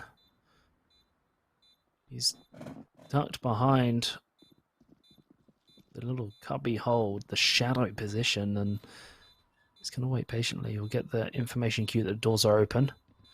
He'll also hear the bomb's been tapped. He hasn't been checked, though. It is planted for him. He finds the first. Johnny Vele, nerves will not hold, and he comes through big. He's going to die to the bomb. No, he doesn't go off just in time, and Orob clutches out that round for BU and a half men. That is massive. 5 rounds on T side is pretty damn good so far, and they look in good standings to push that even further. We saw last time, though, on Inferno, that Oxford Brookes Vipers were a T-sided team. They did perform better on the T side, so it isn't all over, but of course, this is a CT-sided map on the other side of things, so probably should be winning at the moment. Only 3 rounds. It feels a lot like it did on the Inferno game when Oxford Brookes Vipers went onto the T side. A decent showing early on and then falling off as we went through. These rounds have been somewhat close at times, but at the same time, BU and a half men have constantly had the advantage. Always at the end, you felt like they're going to win. They've had the firepower of Orob, Ewan, Rai. All of them have been playing well above their means so far. And Oxford Brookes Vipers not really had too much of a response. No response in kinds. These Desert Eagles can do a lot of damage, though, when in the right hands, and what better hands than the Vipers side. Steer is going to get beaten out, having a pretty mare of a game, 1-7. Certainly struggling a little bit. RD's going to go close, might find Orb, the AWP player, but Johnny Vale's the one to find his head first. And that's an AWP given over to the CT side, so RD should just save this at this point.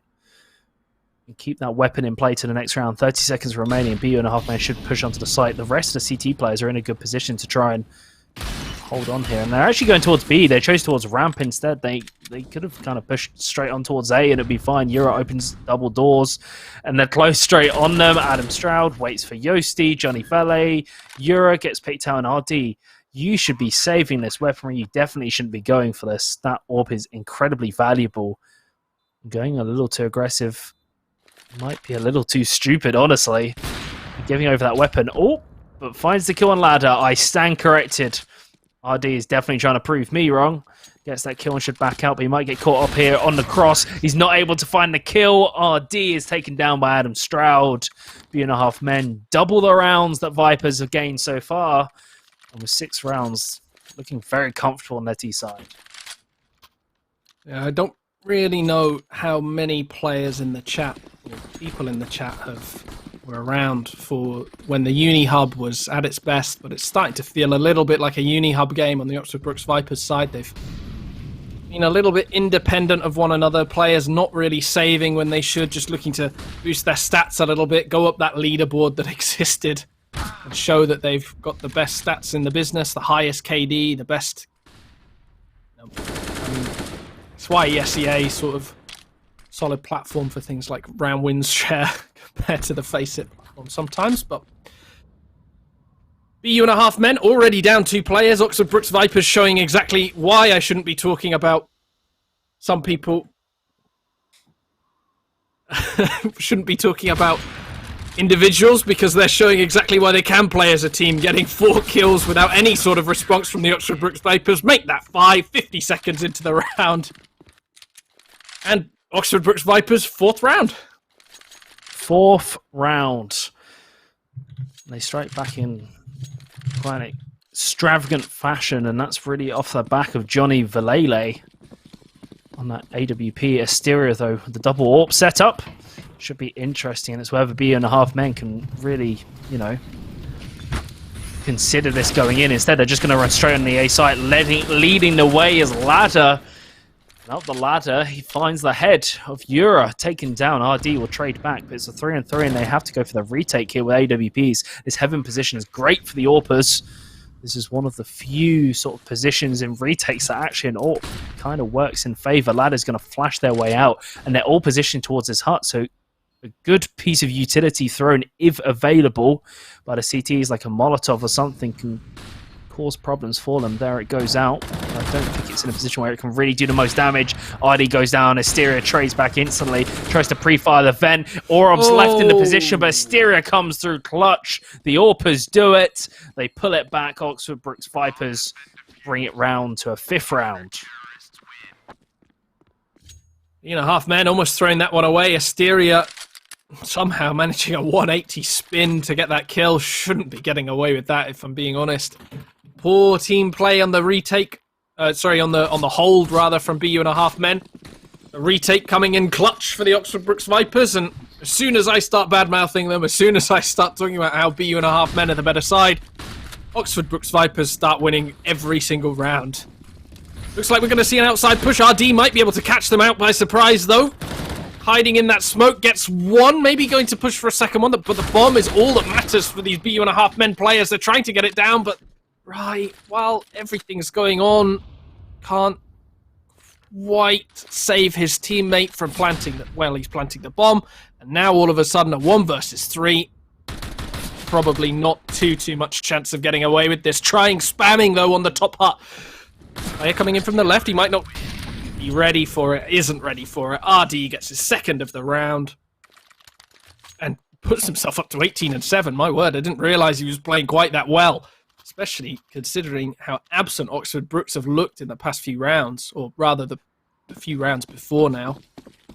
I didn't quite realize that they do as well. Bouncing back really well after an unfortunate loss in the first map on Inferno.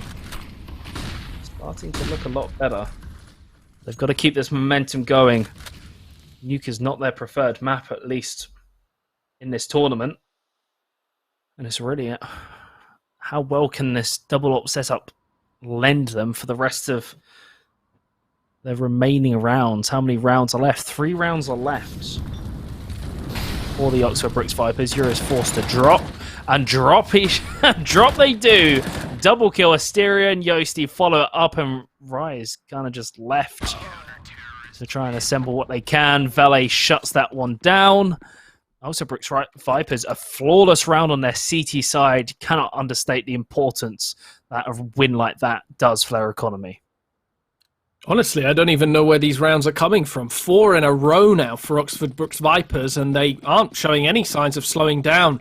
BU and a half men forced onto yet another eco round, and yet another one where they try and push outside. It looks like this time they might be going for the secret push, though, especially with the player going down ramp. RD, though, flashes them off, mollies them off, makes sure that they can't get anything done at the moment, but decides to give it up and rotate off. I'm not exactly sure what's happening elsewhere on the map. It's a little bit difficult with Nuke, but it seems like the BU and a half men players are getting down into secret. Asteria gets one on the other side of the map, and now Rai trying to get this kill on Johnny Vele, and probably at an advantage now after the pistols come out. Gets 1 hit, 2 hits, but can't quite get away with it. Hits him very low, and Oxford Brooks Vipers cling on every side of the map. It's just not working out for BU and a half men, and finally coming in 8-6, and they will win this half, which is definitely good for them, especially since they do need to win this, otherwise they lose the best of 3 and bow out of the competition, bow out of the Newell Spring Championship playoffs. No one really wants that. There's Varsity's top 8 teams going out this early in the tournament's got to feel gutting, but BU and a half men suddenly making a statement. Orb we said to watch. Fantastic player. He's finding that opening kill is going to be a pain. Asteria's suddenly bounced back, was 1-7 at one point, 7-8, but will not beat Orob. With that opening kill, BU and a half men can start to make their way over towards the site spaces. Johnny Valet goes aggressive, but beats out Rai with an orb. Incredibly aggressive play, but it works out. Now Oxford Brooks Vipers even things up on that CT side. Orb's going to try and go aggressive, find Euro on the outside. Will win that one out. So the man advantage falls in the side of Bournemouth. But where does that aggression go? It looks like it's going down vent. And Yosti might have just dodged a bullet there and completely avoided them. They're going towards this B site. I don't think they're going to see any resistance, and bomb should go down. Easy, Yosti. There's a player. I was about to say Ladder. He's right behind you. Yosti's not even clued. Going to drop down the vent, but Ladder should be following. Shoots down the ladder, but it's not enough. Yosti comes through on top. And that spells their demise, but it's not going to be enough to pull quite through. Johnny Valele is left with a 2 KD. Kind of a dream, an AK in hand, and he's going to push on through the double doors. There's 2 players waiting in decon. There's one as well. The door's open. He's not quick enough on the shot. There's a second one there. Ewan picks him up, and that's the half. 7-8.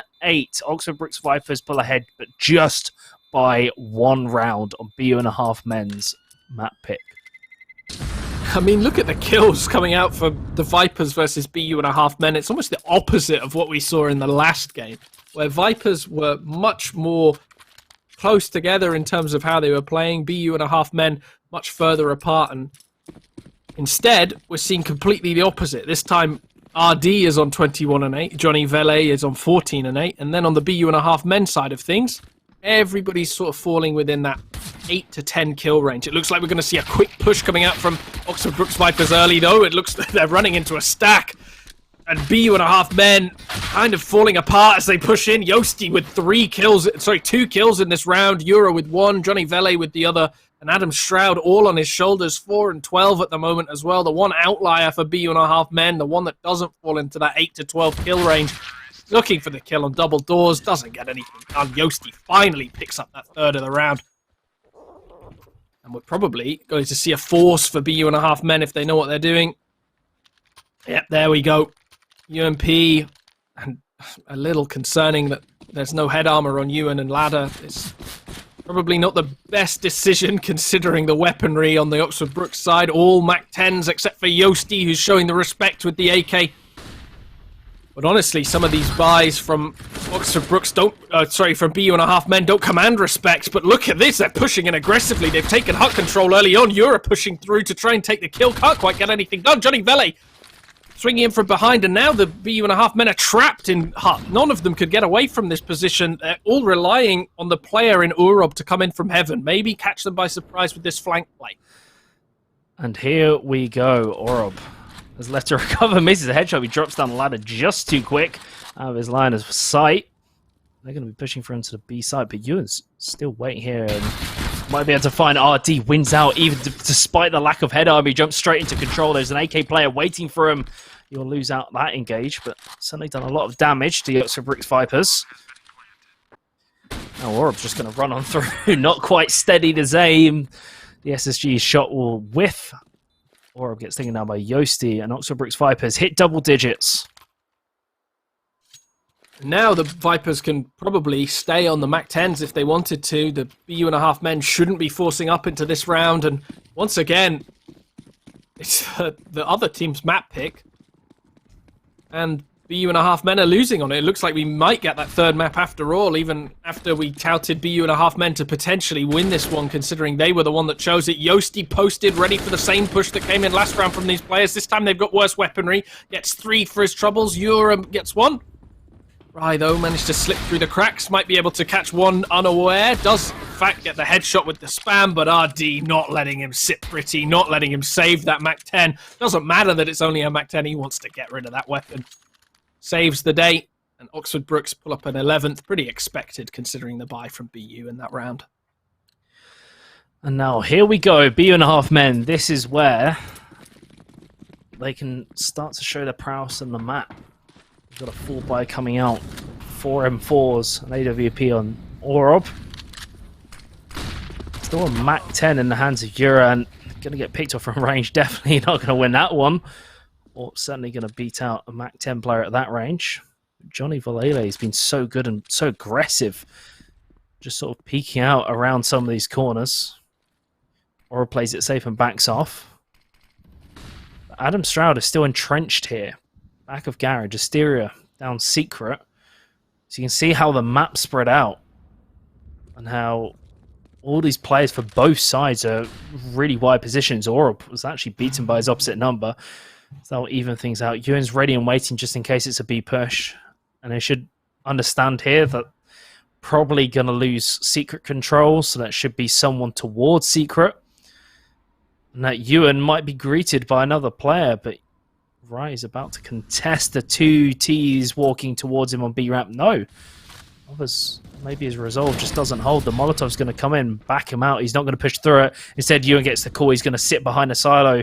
He can hear a player below him. He can see a player in front of him. He gets 1. He goes for the second. And Ewan is doing everything. He's just trying to hold on. There's the triple kill. And he completely shuts down the Vipers. Strangled in the hands of Ewan. And Johnny Valele has the AWP. Finds 1. He whiffs the second. I think he did actually tag him there. Ewan got tagged super low.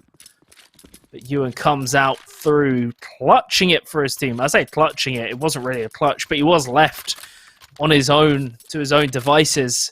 And he comes through and breaks a loss streak for BU1.5 men. And steals that top spot for the kills as well. Ray now pushed down to second on the team. And Ewan, not just 17 and 13, but at least 4 very impactful frags in all of that. 4 very impactful frags.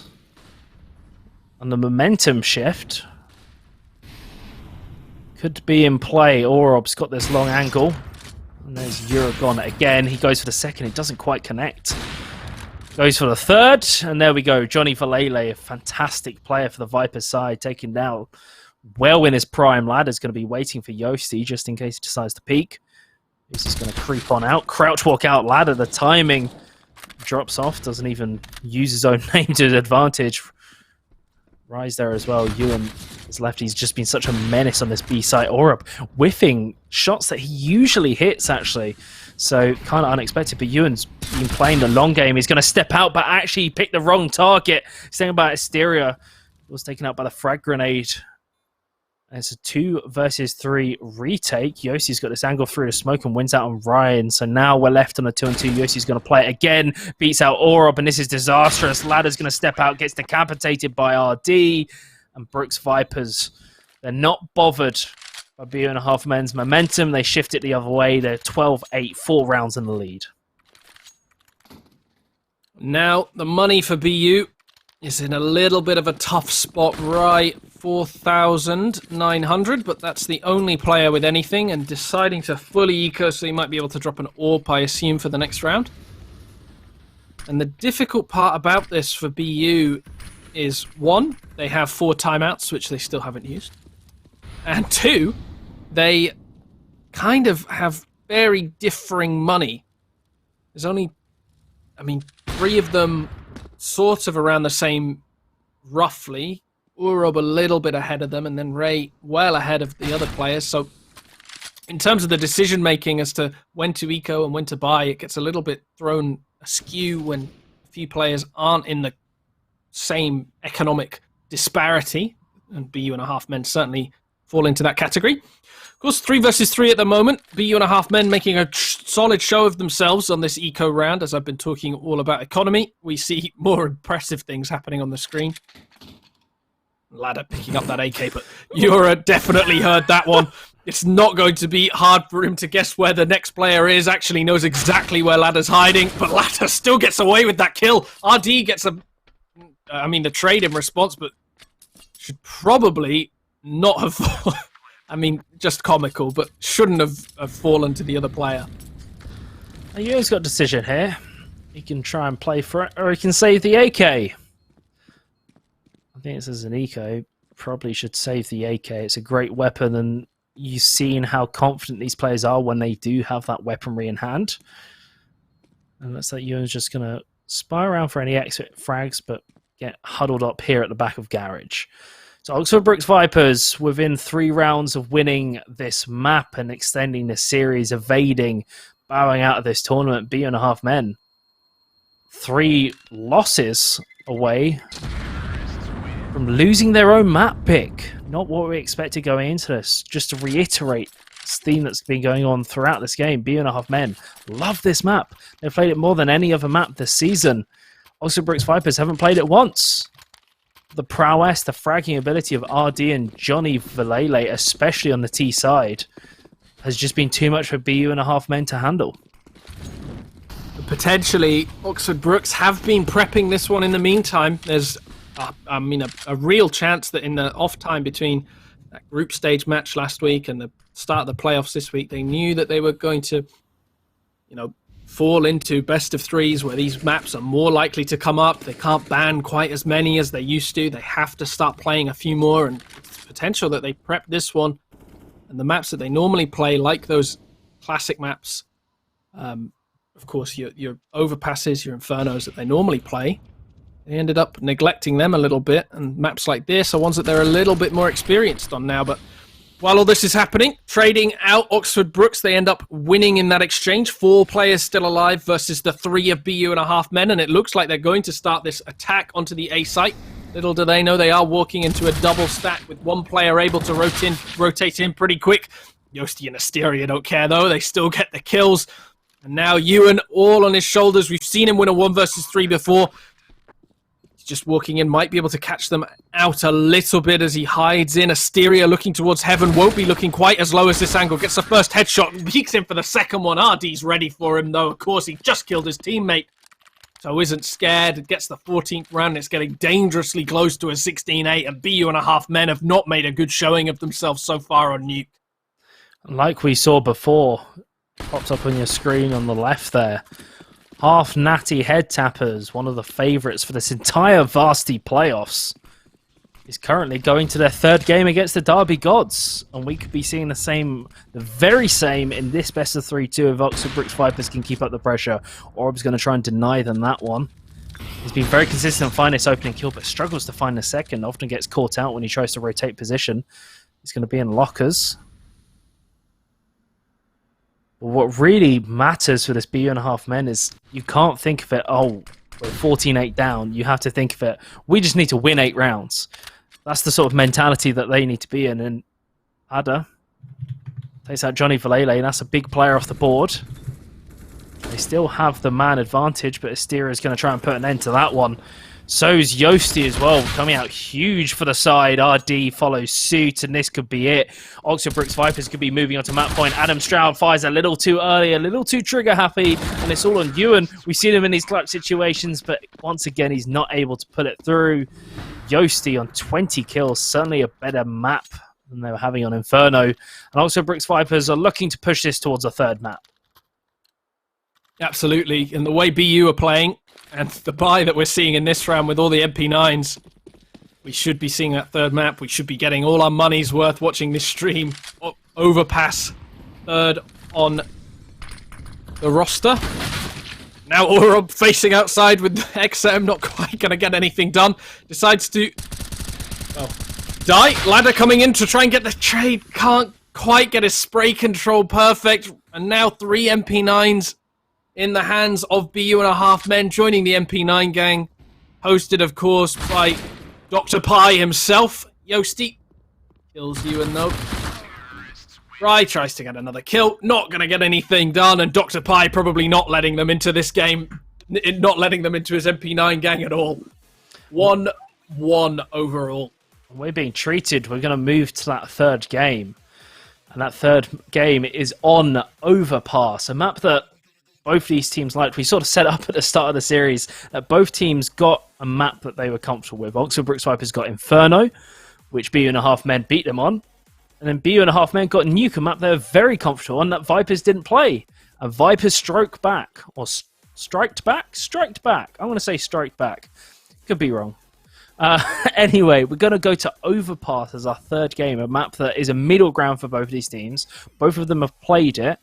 With the momentum, the fact that Nuke went the way of the Vipers, which we really weren't expecting, I don't think the Bournemouth University side are going to be feeling good right now. Absolutely not. But the last time we said that, Oxford Brooks Vipers came back and beat us on BU and a half men rather on Nuke. So you never know, really. At this point, they're deciding that they're bad on the maps that they pick, and they're going to absolutely smash them on the ones that they didn't, the ones that we've never seen them play on before. So who knows what could happen at this stage. Random players are winning and going crazy with frags here, there, and everywhere. So there's not really much logical sense to be made of this so far. Overpass should be really interesting. Should be really interesting. Will the Vipers keep up the pace they're putting and even put it into an extra gear? Or will BU and a half men fall over despite getting the advantage so early in the series? You have to tune in a little bit. We're going to throw to a break. We shall see you soon.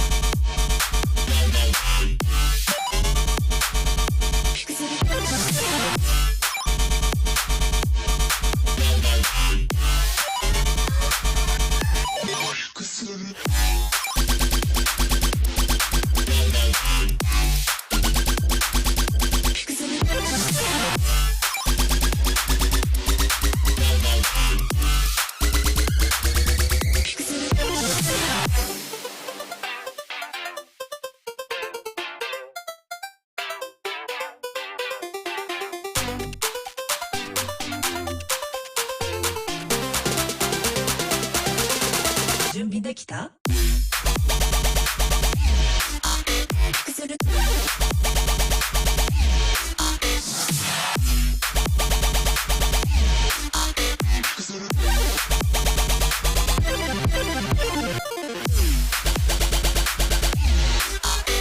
す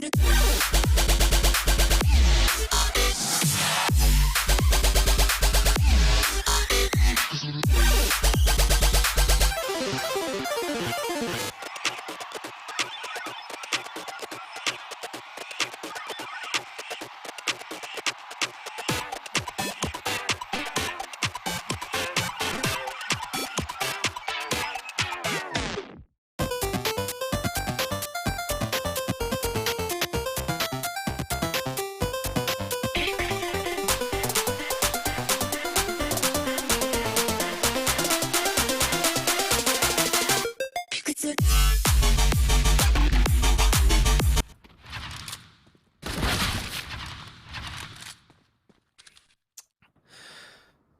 And the knife round for the overpass side. They're choosing to change sides. Welcome back, ladies and gentlemen, to Game 3 of the lower bracket of the Varsity Playoffs, the 2021 Spring Split Amazon University CSGO tournament, hosted by the Newell and brought to you by our wonderful partners, Twitch Student, Logitech G, and Unite Students. My name is Novik, and I'm joined by Zach for this very long night. But we move.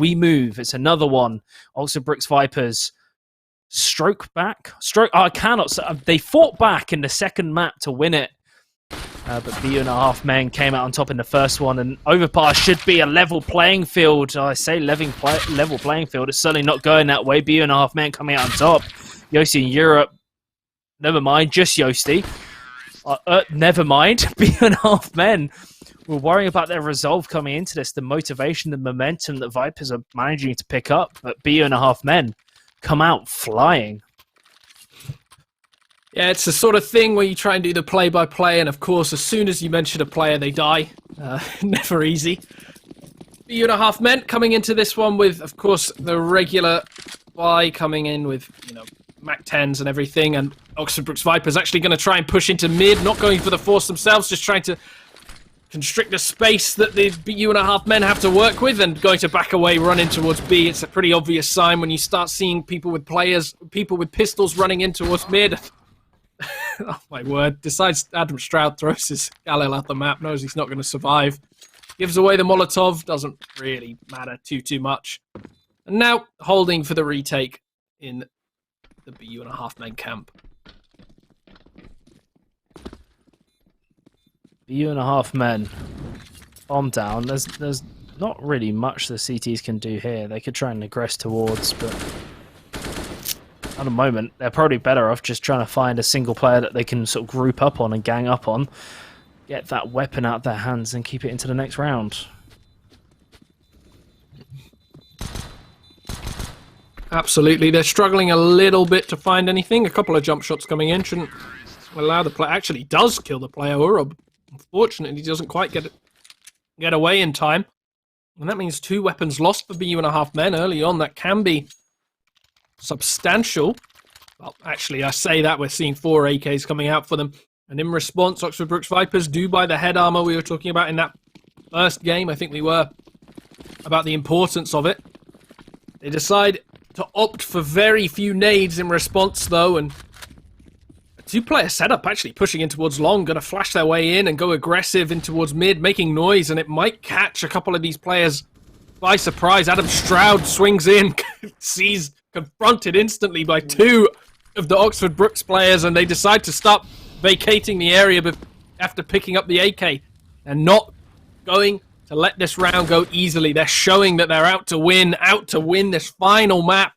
Don't want it to go any further.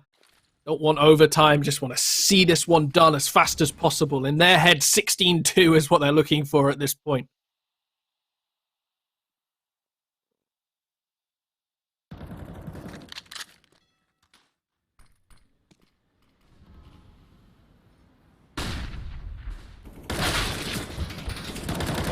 if it went that way, then Johnny Valele is trying to hold, not let the half like that. Ewan's not able to get the bomb down. And there's the counter-terrorists.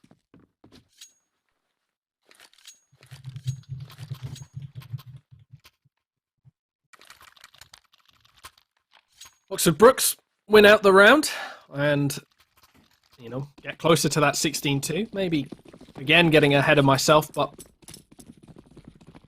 certainly looking for the win. And actually force BU1/2 men onto a bit of a dodgy buy. Get that first kill early on, though. Pretty vital, especially when the weapons aren't looking as good as, as maybe they should be. Ray and Adam Stroud, both on the Tech 9s. 4 players left alive on Oxford Brooks Vipers, though, and the weaponry, the utility has got to be spurring them on a little bit more. Rotated actually up to A pretty aggressively. There's only 1 player in towards B. It isn't going to work out for them if they stay in this fashion. I say as RD rotates back down. The BU1/2 men players all rotating in through CT. Just one making noise through connector, trying to hunt for Johnny Vele. Doesn't catch him out, though. Johnny Vele very ready for that one. Molotov comes in. Yosti gets one. The player's running through the smoke. Almost gets the second one. Ladder, unfortunately for Yosti, can't do anything as Ladder gets that kill. RD, though, finishes off Yosti, and the bomb going to go down nice and safe. Adam Stroud rips off the head of Asteria, rotating in as well. Now a 2 versus 2 on the retake. One thing that the Oxford Brooks Vipers have going for them is that both players on the BU1/2 men's side are a little bit low, but Johnny Vele going to be flanked by Adam Stroud at a perfect moment if he can get his timing right. Does, in fact, get that timing all on RD in a 1 versus 2 situation. Looking towards short, looking towards long. Actually does find the head of Adam Stroud. Now, with the kid on his side, might be able to force out the peek from... Oh my word, Ray isn't going to peek this one. He might manage to get the defuse off just in time, and it still gets the headshot at the end. Ray doesn't peek, so confident that it's not defusing, and the Oxford Brooks Vipers, against the odds there, pull off the clutch and pull off the second round. RD, I'm just stunned. Absolutely stunned. The cojones to... just one tap at the end of that as well. Just wanted to make it look good, make a highlight reel. There's nothing really more that can be said. Fantastic play, and Oxford Brooks Vipers are bringing that aggression into this one too. Johnny Valele is just picking up kills left, right, and center. His teammate comes and backs him up, and Oxford Brooks Viper move on to a 3-2. That round was over so fast. I still can't get over RD from round 4. That was a really impressive clutch. The headshot on Monster so fast. The short kill. Very well done as well. And now. Oh, wow. Okay. I'm sorry, it's not to do with this series, but it's to do with another. UEC Stags lost 2-0 to Swansea Storm White, who we actually casted in our best of one earlier. They won through in the upper bracket. They didn't drop. Now UEC Stags are going to be pushed down into that lower bracket. That's certainly an upset at this point in the tournament. Very well done to the Swansea Storm White. Would like to have seen how that one played out, because, man, that is a very impressive victory. Hopefully they can carry on that performance throughout the rest of the playoffs. But one of these two teams could be facing the UEC Stags in the lower bracket. It all depends on who can come victorious on Overpass. This is, of course, an elimination game. Bournemouth University versus Oxford Brooks University.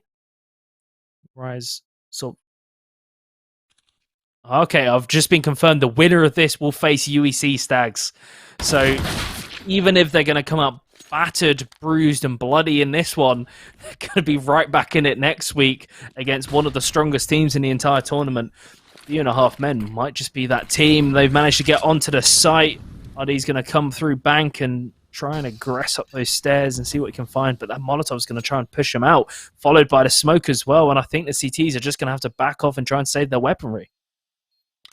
Absolutely, there's not much that they can do now, and even spraying with their sprays to get through that. And obviously you can see there the Half Natty Head Tappers versus the Derby Gods. It's 5-3 in their matchup, 1-1 in terms of the maps. But going back to that C-Stags game, of course, two of the strongest players in the competition in Magic and Crit on that C-Stags lineup. And I think if you cast your mind back all the way back to the winter season of Newell, you will remember that the UWC Stags faced off against Oxford Brooks Vipers, I think, twice in the whole of the playoff stage. They knocked them down into the lower bracket, and then finally at the end, after Oxford Brooks Vipers made their way all the way through, they beat them in a best of 5. So there is the UWC Stags and the Oxford Brooks Vipers have a little bit of history. I don't think UWE lost a map to them across the whole thing. So if the Vipers do get through this game, if they do win, it's not looking easy for them. They're probably going to struggle quite a lot in that matchup. But of course, focused on what we've got ahead, BU1.5 men and Oxford Brooks trading round for round at the moment. It's 3-3, both equal, and Eura just tucks in at just the wrong time, does about equal damage to one another, and Eura probably going to swing out now.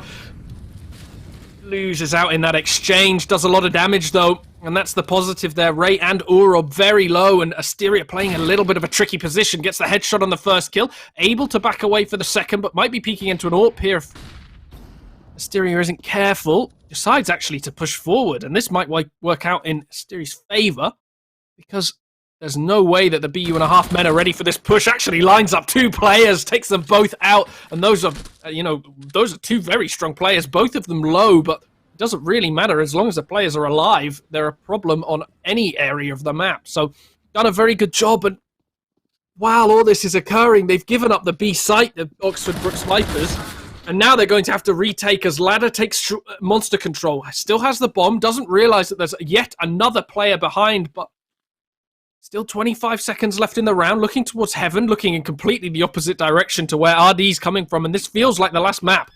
RD maybe going to go for the knife kill here instead, decides to take the nice easy headshot, doesn't let Ladder plant the bomb. And Oxford Brooks Vipers pick up their 4th round. RD and One Taps becoming an iconic duo. We could get a poll of that maybe, potentially. I don't know, I'm just kidding. That one was a little bit easier than the last one for sure.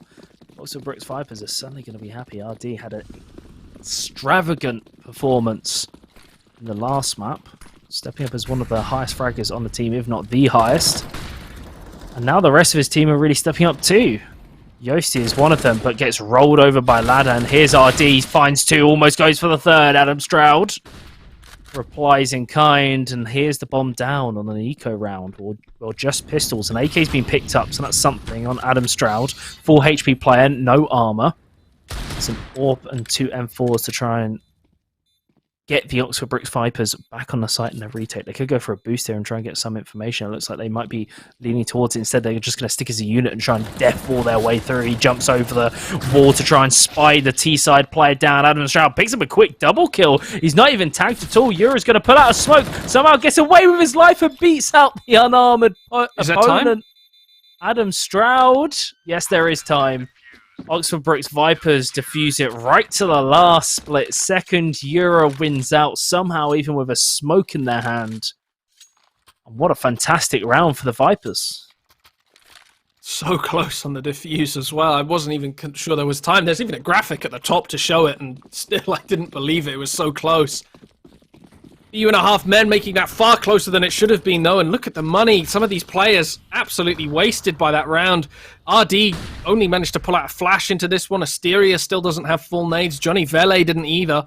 Yosti exactly the same. In fact, I don't think any of the team had a full nade composition. Ewan as well, getting the first kill for the BU1.5 men's side. Johnny Vele, aggressive in response, seeing if he can get something done. The flash comes in, still gets Adam Stroud, decides to back away, and Eura as well in connector kills Rai. And now, BU1.5 men have gone from being ahead to having the disadvantage. Eura is here and might try and push that advantage even further. But Ladder's there to trade immediately. Ewan and Ladder are the last 2 players alive. And they're going to group up. An overpass, the size of this map, there's so much space that they can play with, and map control as well. And the fact that Oxford Brooks Vipers are only 1 player ahead it doesn't really mean that they have the luxury to sort of, play these advanced positions. Like you can see Johnny Valele is stepping all the way over to bank. He's actually just going to play the sound, and then he's going to leave 2 players on B.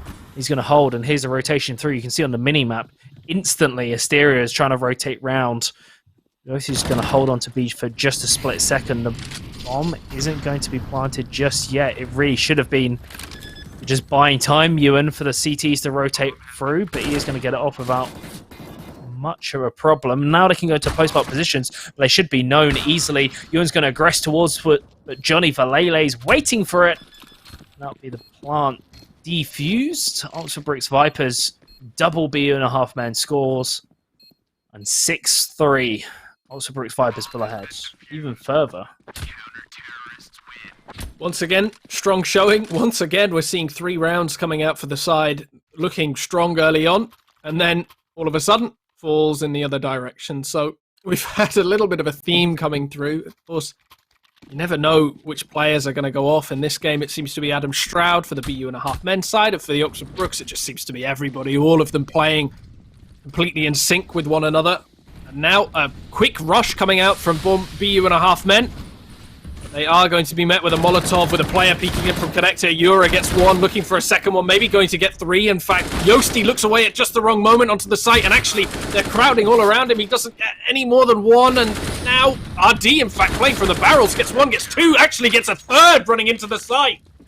Really well held from the Oxford Brooks Vipers. They completely restricted all of the area that BU.5 men had to play with as they were pushing in, and the smoke in the middle of the site that was meant to benefit BU didn't end up working out that way. It just hurt them.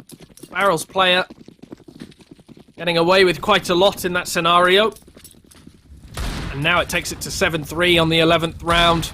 Of course, a CT-sided map, so shouldn't be too worried for BU.5 men, but at the same time, they maybe should be thinking about calling a pause. Exactly the type of moment where you want to call a pause. Okay, never mind. Lana, just ignore what I say. Rye gets picked up though by Asteria. Gets 2 for his money. 3! They are semi-eco kills. That is remaining. He's found 1. If he can pick up that weapon and just hold it into the next round. I mean, they have enough money to buy, but it just, it just alleviates a bit of pressure on the economy. Going into the following subsequent rounds following that.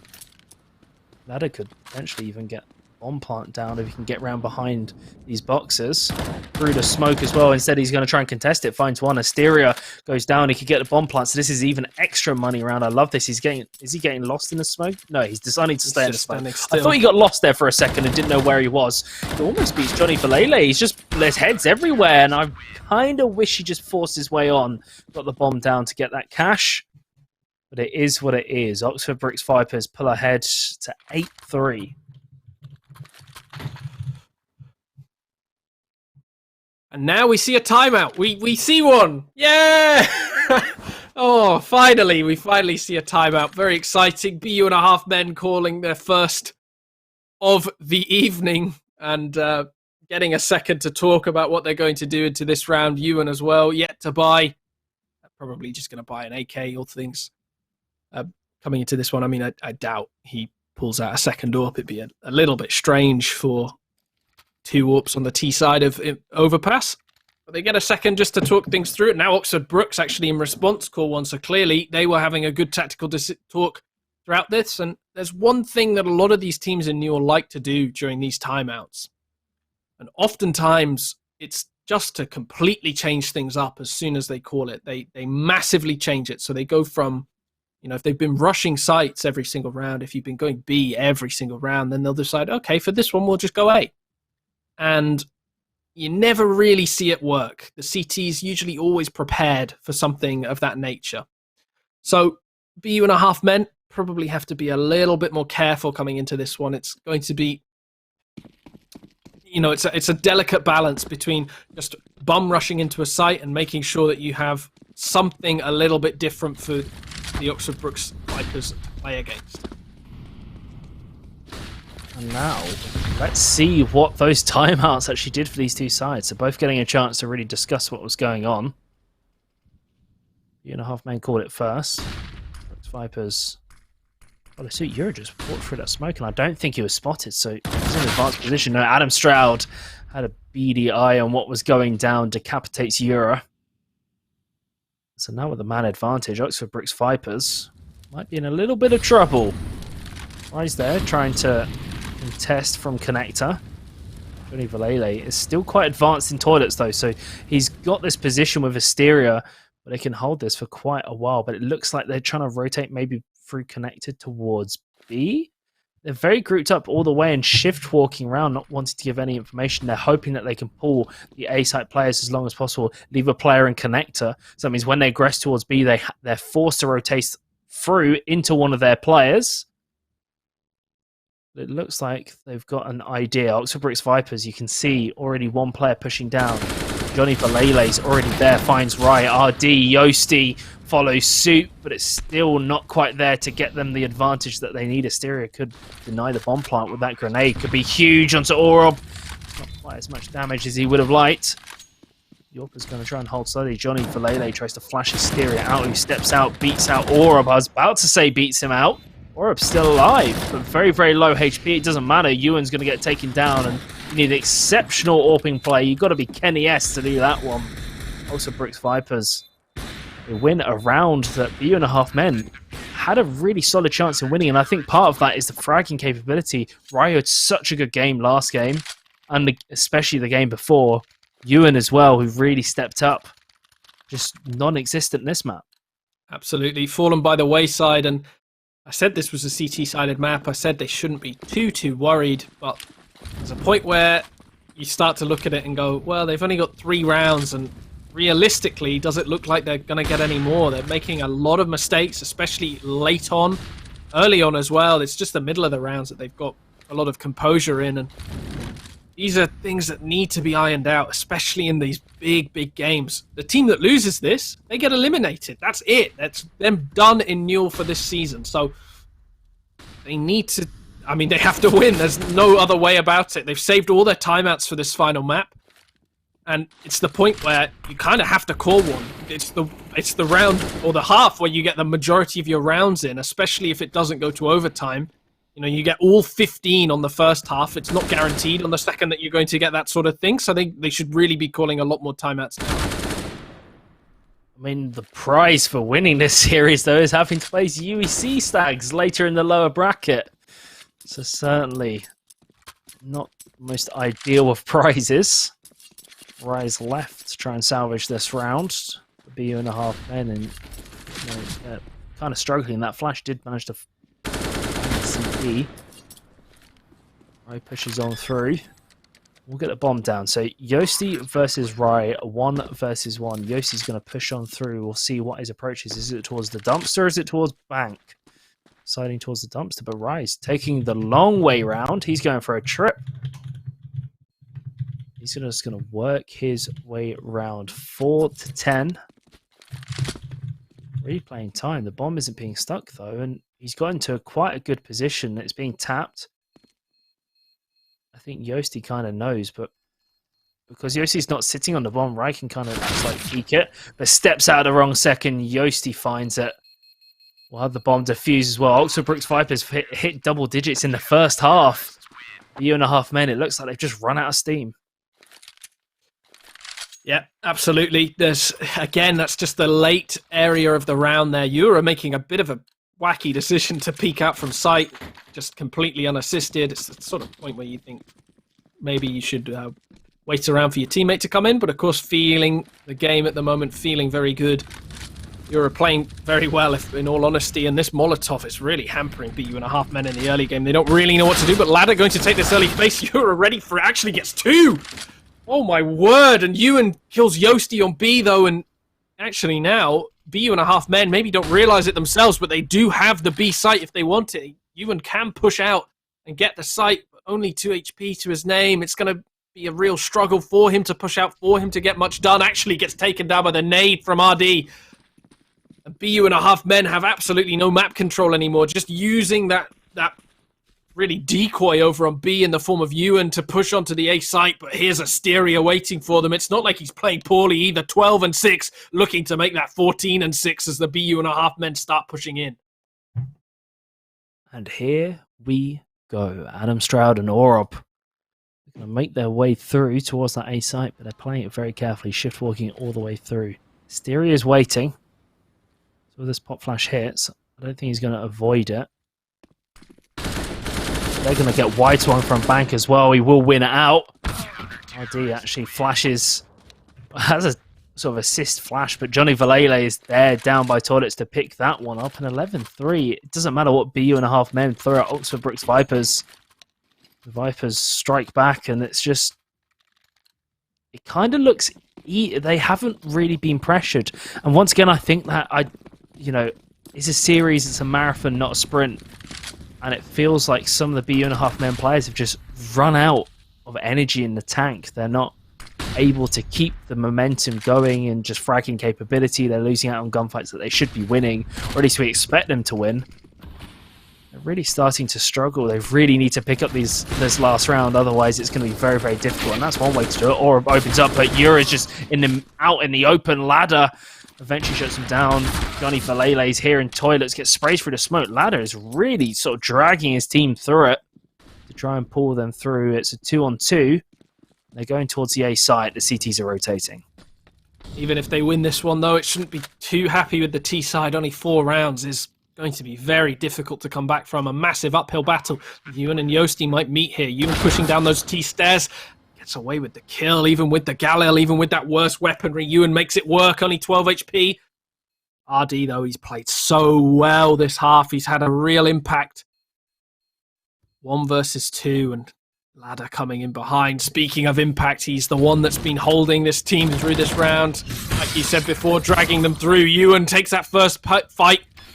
RD not going to be ready for Ladder to be behind him. Spinning left, right, here, there, and everywhere. Does spot Ladder on the screen, but it's too little, too late. Ladder sprays him down, takes it to an 11-4 half. Oxford Brooks Vipers ahead, but BU.5 men having the last say in that half. 8 rounds in a row won by the Oxford Brooks Vipers. BU.5 men not going to be too happy with that half. Like you said, it's a CT-sided map, but not that CT-sided. A little bit extreme, and the stakes here, ladies and gentlemen, it's Varsity playoffs. This is the lower bracket. This is an elimination game, elimination series. Whoever wins this map stays alive in the tournament. Whoever doesn't goes home in 7th and 8th place. Orob's going to be waiting here. So let's get the information that it will be an A push, but still, it just gets run over by Yosti. Ladder is able to trade it out pretty convincingly, but the site's been given over and the smokes are coming into play for the pistol round. Usually only see 1, not 2, so the investment by the T's to invest in that utility is definitely helping them, and it stalled out the CTs for a long while. Ladder does have a defuse kit, but Yura's just going to decapitate you, and it doesn't really matter. Johnny Valele is just going to be playing with his food.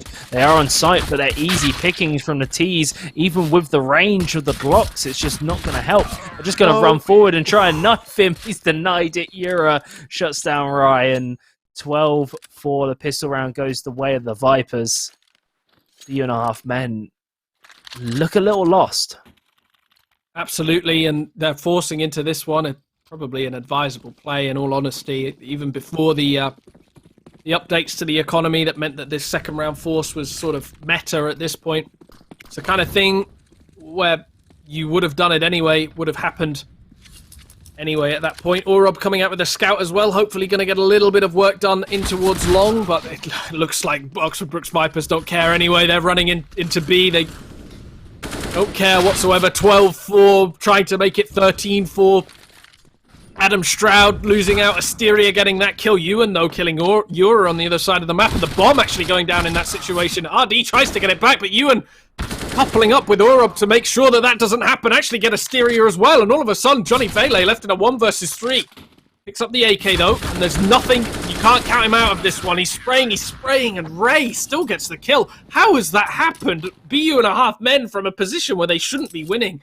I mean, look at them. They've only had 4 rounds in the entire game. All of a sudden, pick up their 5th in the unlikeliest of manners.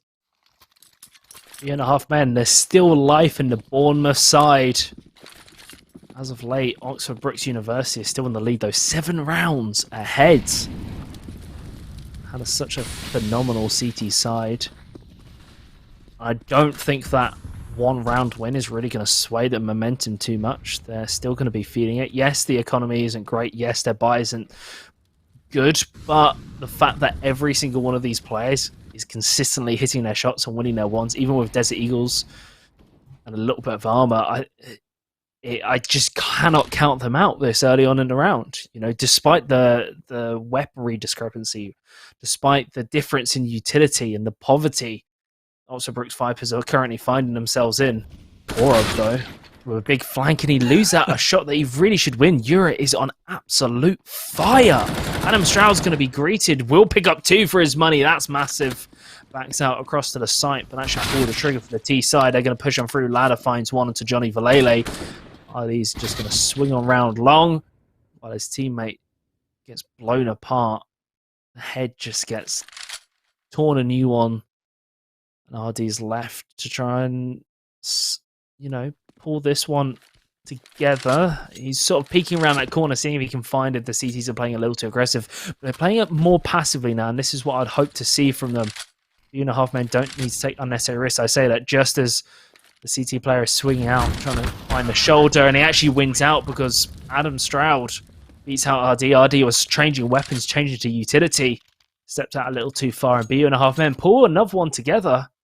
But they still got half the rounds that the Vipers currently have. One of the more difficult things for them, and one of the things that they do have to get over the next few rounds, or the rest of the game, is that Adam Stroud and Ladder are the only 2 that are really performing at the moment. That round entirely on Adam Stroud. Meanwhile, on the Oxford Brookes Vipers side, there's a lot more to them. They're playing a little bit better, and Orab should know better than that, pushing in with the AUE. Loses out in that exchange, and the AUE falls into the hands of the unarmored T's. It doesn't matter that they don't have armor. The AUE's going to be potent in their hands. Adam Stroud playing in a corner as well. If they all peek him at the same time, it could be very difficult. Yosti notices him there. We'll call it to the rest of his team. Johnny Vele gets the kill with the AUE. And now they're walking into a double stack. The Molotov buys them a little bit of time on the BU.5 men side. Allows them to get ready for this push to come through, and just watching each other from a distance, making sure that they're not going to come any closer. Ladder stuck in behind the corner. Ray and Ladder actually getting the 2 kills at the start of the round. The AUE on Johnny Vele, though, helping out to dispatch the player on truck. Peeking in towards... Might get it done on bank. Picking up the bomb, looking for the plant here. Europe picks up the AUE instead. Surrounded from both sides, gets the kill on Ray, actually, and going to plant now for Dumpster.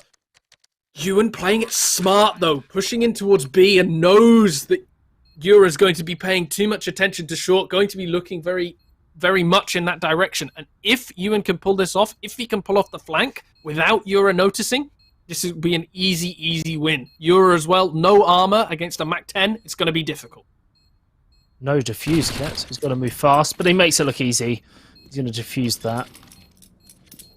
Oh. There you go. Finds a kit on site right next to him. Just for safety. They should run down to try and pick up that AUE before the round changes. BU.5 men get the 7th round in the hands of Ewan, a player who's been very quite highlighted, just wasn't performing.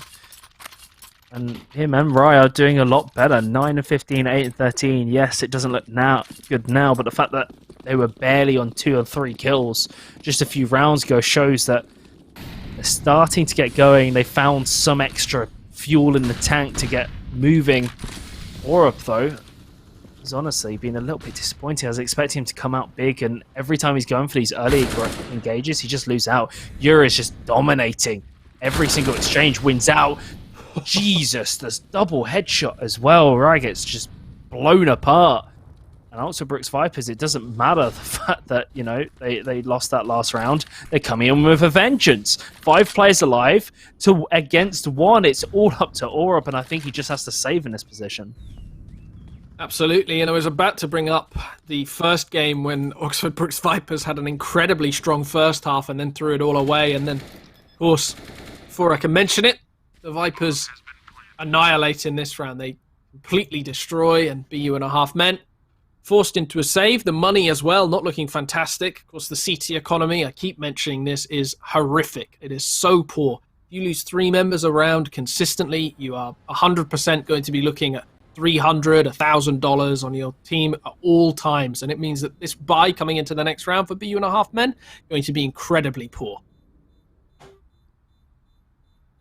Incredibly poor. So if Oxford Bricks Vipers move on to a 13th round, which they will do, that means BU1.5 men might have to kind of just eco the next one, and Oxford Bricks Vipers will be 2 rounds away from winning this game after that. You know, it's a tough situation. How do you call it? Do you force up around this AWP? Then again, Orup hasn't been performing, so do you swap it out onto another player? They are forcing up 2 Desert Eagles, 2 M4s, and the AWP still in play. No head armor, but doesn't really make a difference on you and a ladder. Walking into AK's Adam Stroud. As you said, one of the fantastic players who really keeping it going alongside ladder, but that's one of the dynamic duo taken out. Yura is just insane at the moment. 22 kills. Finally felled. It might be too little too late. It's a 3-on-3. Adam Stroud has picked up an AK for his troubles. And finds a stereo out, and oh, never mind. Ewan did find the stereo out in the open, wasn't able to translate. Adam Stroud is just nutty. He's really not letting his team lose. 3 kills this round, and it's all on to Yosti. He's left in his clutch. The bomb is out in the open in Monster. Stroud can just kind of hold on, but no, swings out. Yosti wins it. And it's left onto Orup, left onto the AWP player to try and pull this round back for the BU1.5 men side for Bournemouth University. Otherwise, Oxford Brooks University might just run through onto that 14th round. It was a difficult decision they made. They decided to force the gamble. Looked like it was paying off, but Yossi's about to step in. Good see the AWPer. Taps a couple of times, throws out the flash. He's going to peek round into heaven and just get the bomb down. Orup will throw the incendiary, and that should stem whatever plant's going down. But here we go. Here's the post plant. And looking in towards heaven, it's not actually where Orup is. Orup very accomplished with the AWP as well. Not shown quite the impact that we were expecting, especially since he's been forced onto the rifle through the economy so many times, but going to walk straight past Yosti on the other side. You can see him on the minimap. He is actually looking towards this ramp position, walking in towards the bomb. Maybe going to stick this defuse, and Yosti doesn't seem to be ready for it. Starts spamming him down, and luckily, because he's moving as he's shooting, Orup can't quite pull off the defuse. Oxford Brooks Vipers get the 14th round on the board, and they try their absolute hardest. BU1.5 men, but Orup just struggling so much in this matchup. The final hurdle, and he's 9-16 at the moment, not showing the potential we were expecting at all. Man, that is gutting. They have to eco here, which essentially gives a bonus round out to Oxford Brooks Vipers. They can pad their stats. More importantly, they can move on to map point and make that series points. BU1.5 men 1 round away from their entire spring split hopes, their entire playoff run dreams being absolutely dashed by the Oxford Brooks Vipers. They're 1 round away from pushing through into this lower bracket into face UEC Stags in the next round.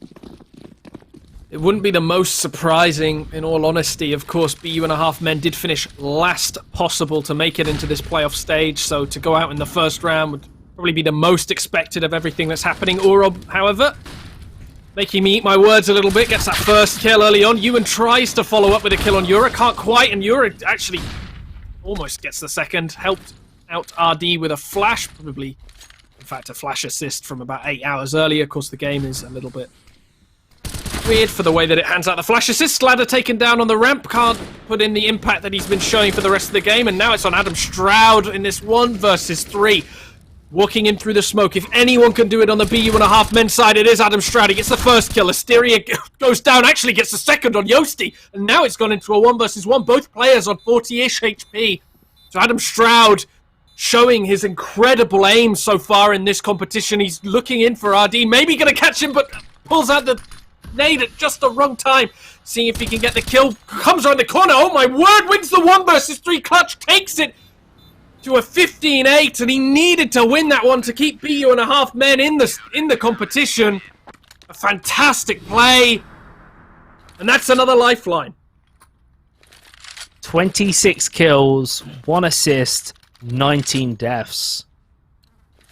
The highest fragger on the scoreboard at the moment. Adam Stroud for BU.5 men, and the rest of the team are struggling to get up to those, even to double digits, but he's almost looking at a 30 bomb so far.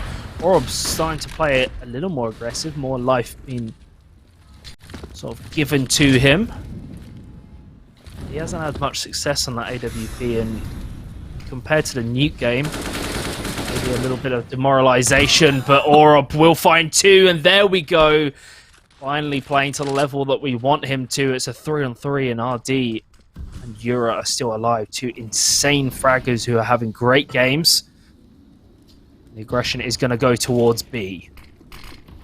On the other side of things, though, Adam Stroud still competing. Ladder tries to push through smoke, not going to get anything from it. RD. And now Adam Stroud takes out the top frag in terms of Yura. And 2 of the better players on the Oxford Brook side, Adam Stroud and Orob, left in this 2 versus 2, gets both kills in quick succession there. Fantastic little play. And every single round counts for BU.5 men. They're trying as hard as they can. Yep, win that one out. 15-9.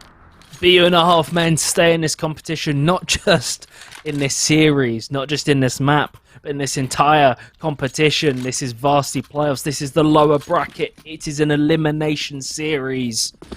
Oxford Brooks Vipers just need one more round to pull on through, but BU.5 men are still kicking and screaming to try and stay in this one. That's all off the back of Adam Stroud, and Orob stepped up big just when his team needed it. Ewan's on the boost, and he might see anyone connect to it. I don't think he can quite hear the steps in there. The door's about to open out. He's going to get flashed, and he's going to have to back off that position, but it should be acknowledged that there's 2 players. That frag grenade is really going to hurt Rye. He's going to pop that grenade over, but nothing comes of it. BU.5 men positioned 3 players for this aggression towards the B site. And the T's are starting to flirt around that smoke as well, trying to get their way through. That Molotov might push Ladder into an unfavorable position. The pop flash through. Yura's going to get stuck on a player. Runs into his own Molotov, runs straight through, but he's going to be found by Ewan. Ladder follows through. Johnny Valele screams on into sight. But the trade goes the way of BU.5 men. They might just do it. They might just get to double digits. There's still so many rounds left to play, but RD and Asteria both having great games. 2 of the top fraggers on the side of Oxford Brooks Vipers are trying to keep them in it. The bomb is down. There's one headshot for RD. He finds the second one, and that might just be it. BU.5 men might be knocked out of this tournament. Adam Stroud does it again for the BU.5 men side. Bournemouth University survive for just 1 second more for 1 more round. Absolutely unbelievable stuff by the Oxford Brooks Vipers. And man, what a round. Yeah, it looks like we've got a couple of technical issues, which is why we jumped onto the cams for a second there. Sorry about that one, guys. We just had a couple of HUD problems. Of course, they've just been fixed now. It seemed a little bit weird, but we were being told in our ears and we didn't say anything. That is our bad. I am sorry about that one. Just have a look at that. That isn't the round scores that was prepped in advance. Of course, the map hasn't been decided yet. We do not have that much of an advance on the game. Of course, if it does end up 2-1, then we'll look like wizards. But no, that's just an assumption from the production. Don't worry, guys. A push in from the Oxford Brooks Vipers. They're absolutely smashing their way onto A, and Orob left in a 1 versus 3 on the site. Still actually manages to get a few of them here. And Adam has died, the big player on the team. And this should make it a lot easier for the Oxford Brooks Vipers, looking in towards stairs at the moment. RD spamming and spamming through that wall. Maybe not going to get anything done. Ladder coming in, but they are holding the behind. Oxford Brooks Vipers spreading themselves thin at the moment, not looking to go any wider. And if this does come out as a 2-1, the production's going to look incredibly smart. Ewan pushing onto the site and gets his head ripped off. I promise you that one wasn't scripted in advance. A fantastic play from Oxford Brooks Vipers to finally win that one out. Bournemouth University, their playoff run ended as quick as it started on the first day. Unfortunate stuff. They were able to take the first game on Inferno, fell down on their own map pick of Nuke, and weren't able to clutch it quite out when it came to Overpass. But a lot of promising stuff from these players. Adam Stroud especially really, really stepped up big for his team. Or finally, we saw him just arise in the last couple of rounds, but it's too little too late. And unfortunately, Bournemouth University are bowing out the Varsity playoffs in this new CSGO 2021 spring split. Yeah, absolutely. Yeah, go ahead. Go ahead. I'm excited. I want to look at the bracket to see what the other games have gone, because we've only got to see this one. There's plenty of other action going on at the same time. Before we jump into that, well, actually, while we jump into that, I should say, of course, UWE C-Stacks did fall down. You can see that one on the graphic just there. They will be playing against Oxford Brooks Vipers in the next game. And they played against each other in the round-robin group stage, if you guys remember. And actually, Oxford Brooks Vipers, even though being the massive underdogs in that, won 16-8 in a best-of-1. Of course, best-of-1's a little bit more dodgy than a best-of-3. There's a bit more variance in the scores that might happen. But the C-Stags, even though they're a top-seed side, might end up falling out. Absolutely. And the most interesting game, the last series we've got left to play today, that we're currently waiting on the results of, is the Half Natty Head Tappers versus Derby Gods. Can we get an update? 14-13 still. Who's winning with 14? Is that Derby or is that a Half Natty Head Tapper? To Derby. Okay, I cannot understate how much of an underdog that is. Yes, Derby Gods is a very, very good side. Very, very good. But Half Natty Head Tappers, just like UEC Stags, are one of the top teams. They're currently on map point right now. I'm casting it like I'm actually in the game and seeing what's going on. But it's 15-13. They're on map and series point. We might see the two favourites of the entire tournament thrown down into the lower bracket, which means they won't meet each other in finals. Yeah, two of the top seed teams falling into the lower bracket is a massive shock for this tournament. Of course, the Lancaster side, a university that's been incredible throughout all of Newell. Really, they've hardly ever fallen down. They've always been near the top. Back when I was playing, I know they were a force to be reckoned with. But yeah, UWE as well. They've got players that play for Xenex in that lineup. So it's not a small team to be in the lower bracket whatsoever. And knowing that one of those teams might be not making the finals is pretty insane, considering how strong they are.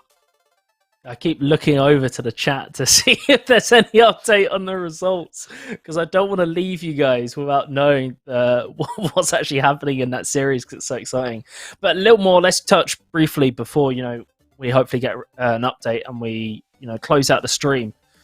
What does this mean for Oxford Brooks Vipers, and what really do they have to work on going forwards? Well, next week they've got a very tough game. Of course, it's UEC Stags. As you said, Magic and Crit, both players for Team Xenex and ESL Prem. Very, very good players. The fact that they lost to Swansea Storm White is an upset, to say the least. But also, it might give it they can get hold of the VODs and what have you and really do their research. They can kind of look at, well, why didn't UE win the game that they, on paper, should have won? If they do the prep and homework, Oxford Brooks Vipers have managed to beat them before. In this regular season as well, so they stand a chance, and they just have to replicate that. Yeah, absolutely. The UWEC Stags as well, we talk about some of the better players on the team. We talk about Crit and Magic. I mean, I talk about Crit and Magic specifically all the time, but if you do look at the data on some of these players, there's actually a big discrepancy in the way that some of them play. A Crit is incredible, but the rest of the team, a little bit more difficult, and I've just seen the update. Derby have beaten Lancaster in that top game, and they've fallen down to the lower bracket. It means UWE and Lancaster, we won't see them in the final. There's no way that both of them will be in the final. We're only going to see one of them. Both the top seeds have lost in week 1. What an upset. What an upset. Derby Gods living up to their name. Going through, look at that. G10, Half Natty Head Tappers, not where we expect to see Lancaster University. And of course, the University of West of England and G9 as well in the lower bracket. And they're going to have to run on through. So, gotta feel bad for Bath now. I feel bad for Bath as well. They've got a very rough series, just like Oxford have. Man, what a week of upsets it's been. What a fantastic series of games that we've had as well that we've got to watch. We saw a full 3-game series and a very good first game as well. But that's it for tonight. That's everything. It's been a long one. Thank you, Zach, for sticking it out with me and the production team as well. Jakey Boy Pro coming in clutch for the production, as well as Pace and on the observing as well, did a fantastic job. Not easy in some of those rounds. So thank you to everyone at the team. Thank you to our sponsors, Twitch Student, United Students, and Logitech G. Thank you to Newell for having us. Of course, without our sponsors and partners, putting on productions would be very, very difficult, especially ones of this quality with the team we have behind us. So incredible thanks to our partners, our team behind us, and thanks to everybody at home who tuned in. I know it's been a long one, but I hope it was worth it because it got very exciting there at the end. Yeah, absolutely. Some great games, and I hope you join us all next week. Just as exciting stuff. We've got 2 of the best teams in the lower bracket. We've got a fantastic game in the top bracket as well. 2 teams that have completely beaten the odds. Should be good. See you next week.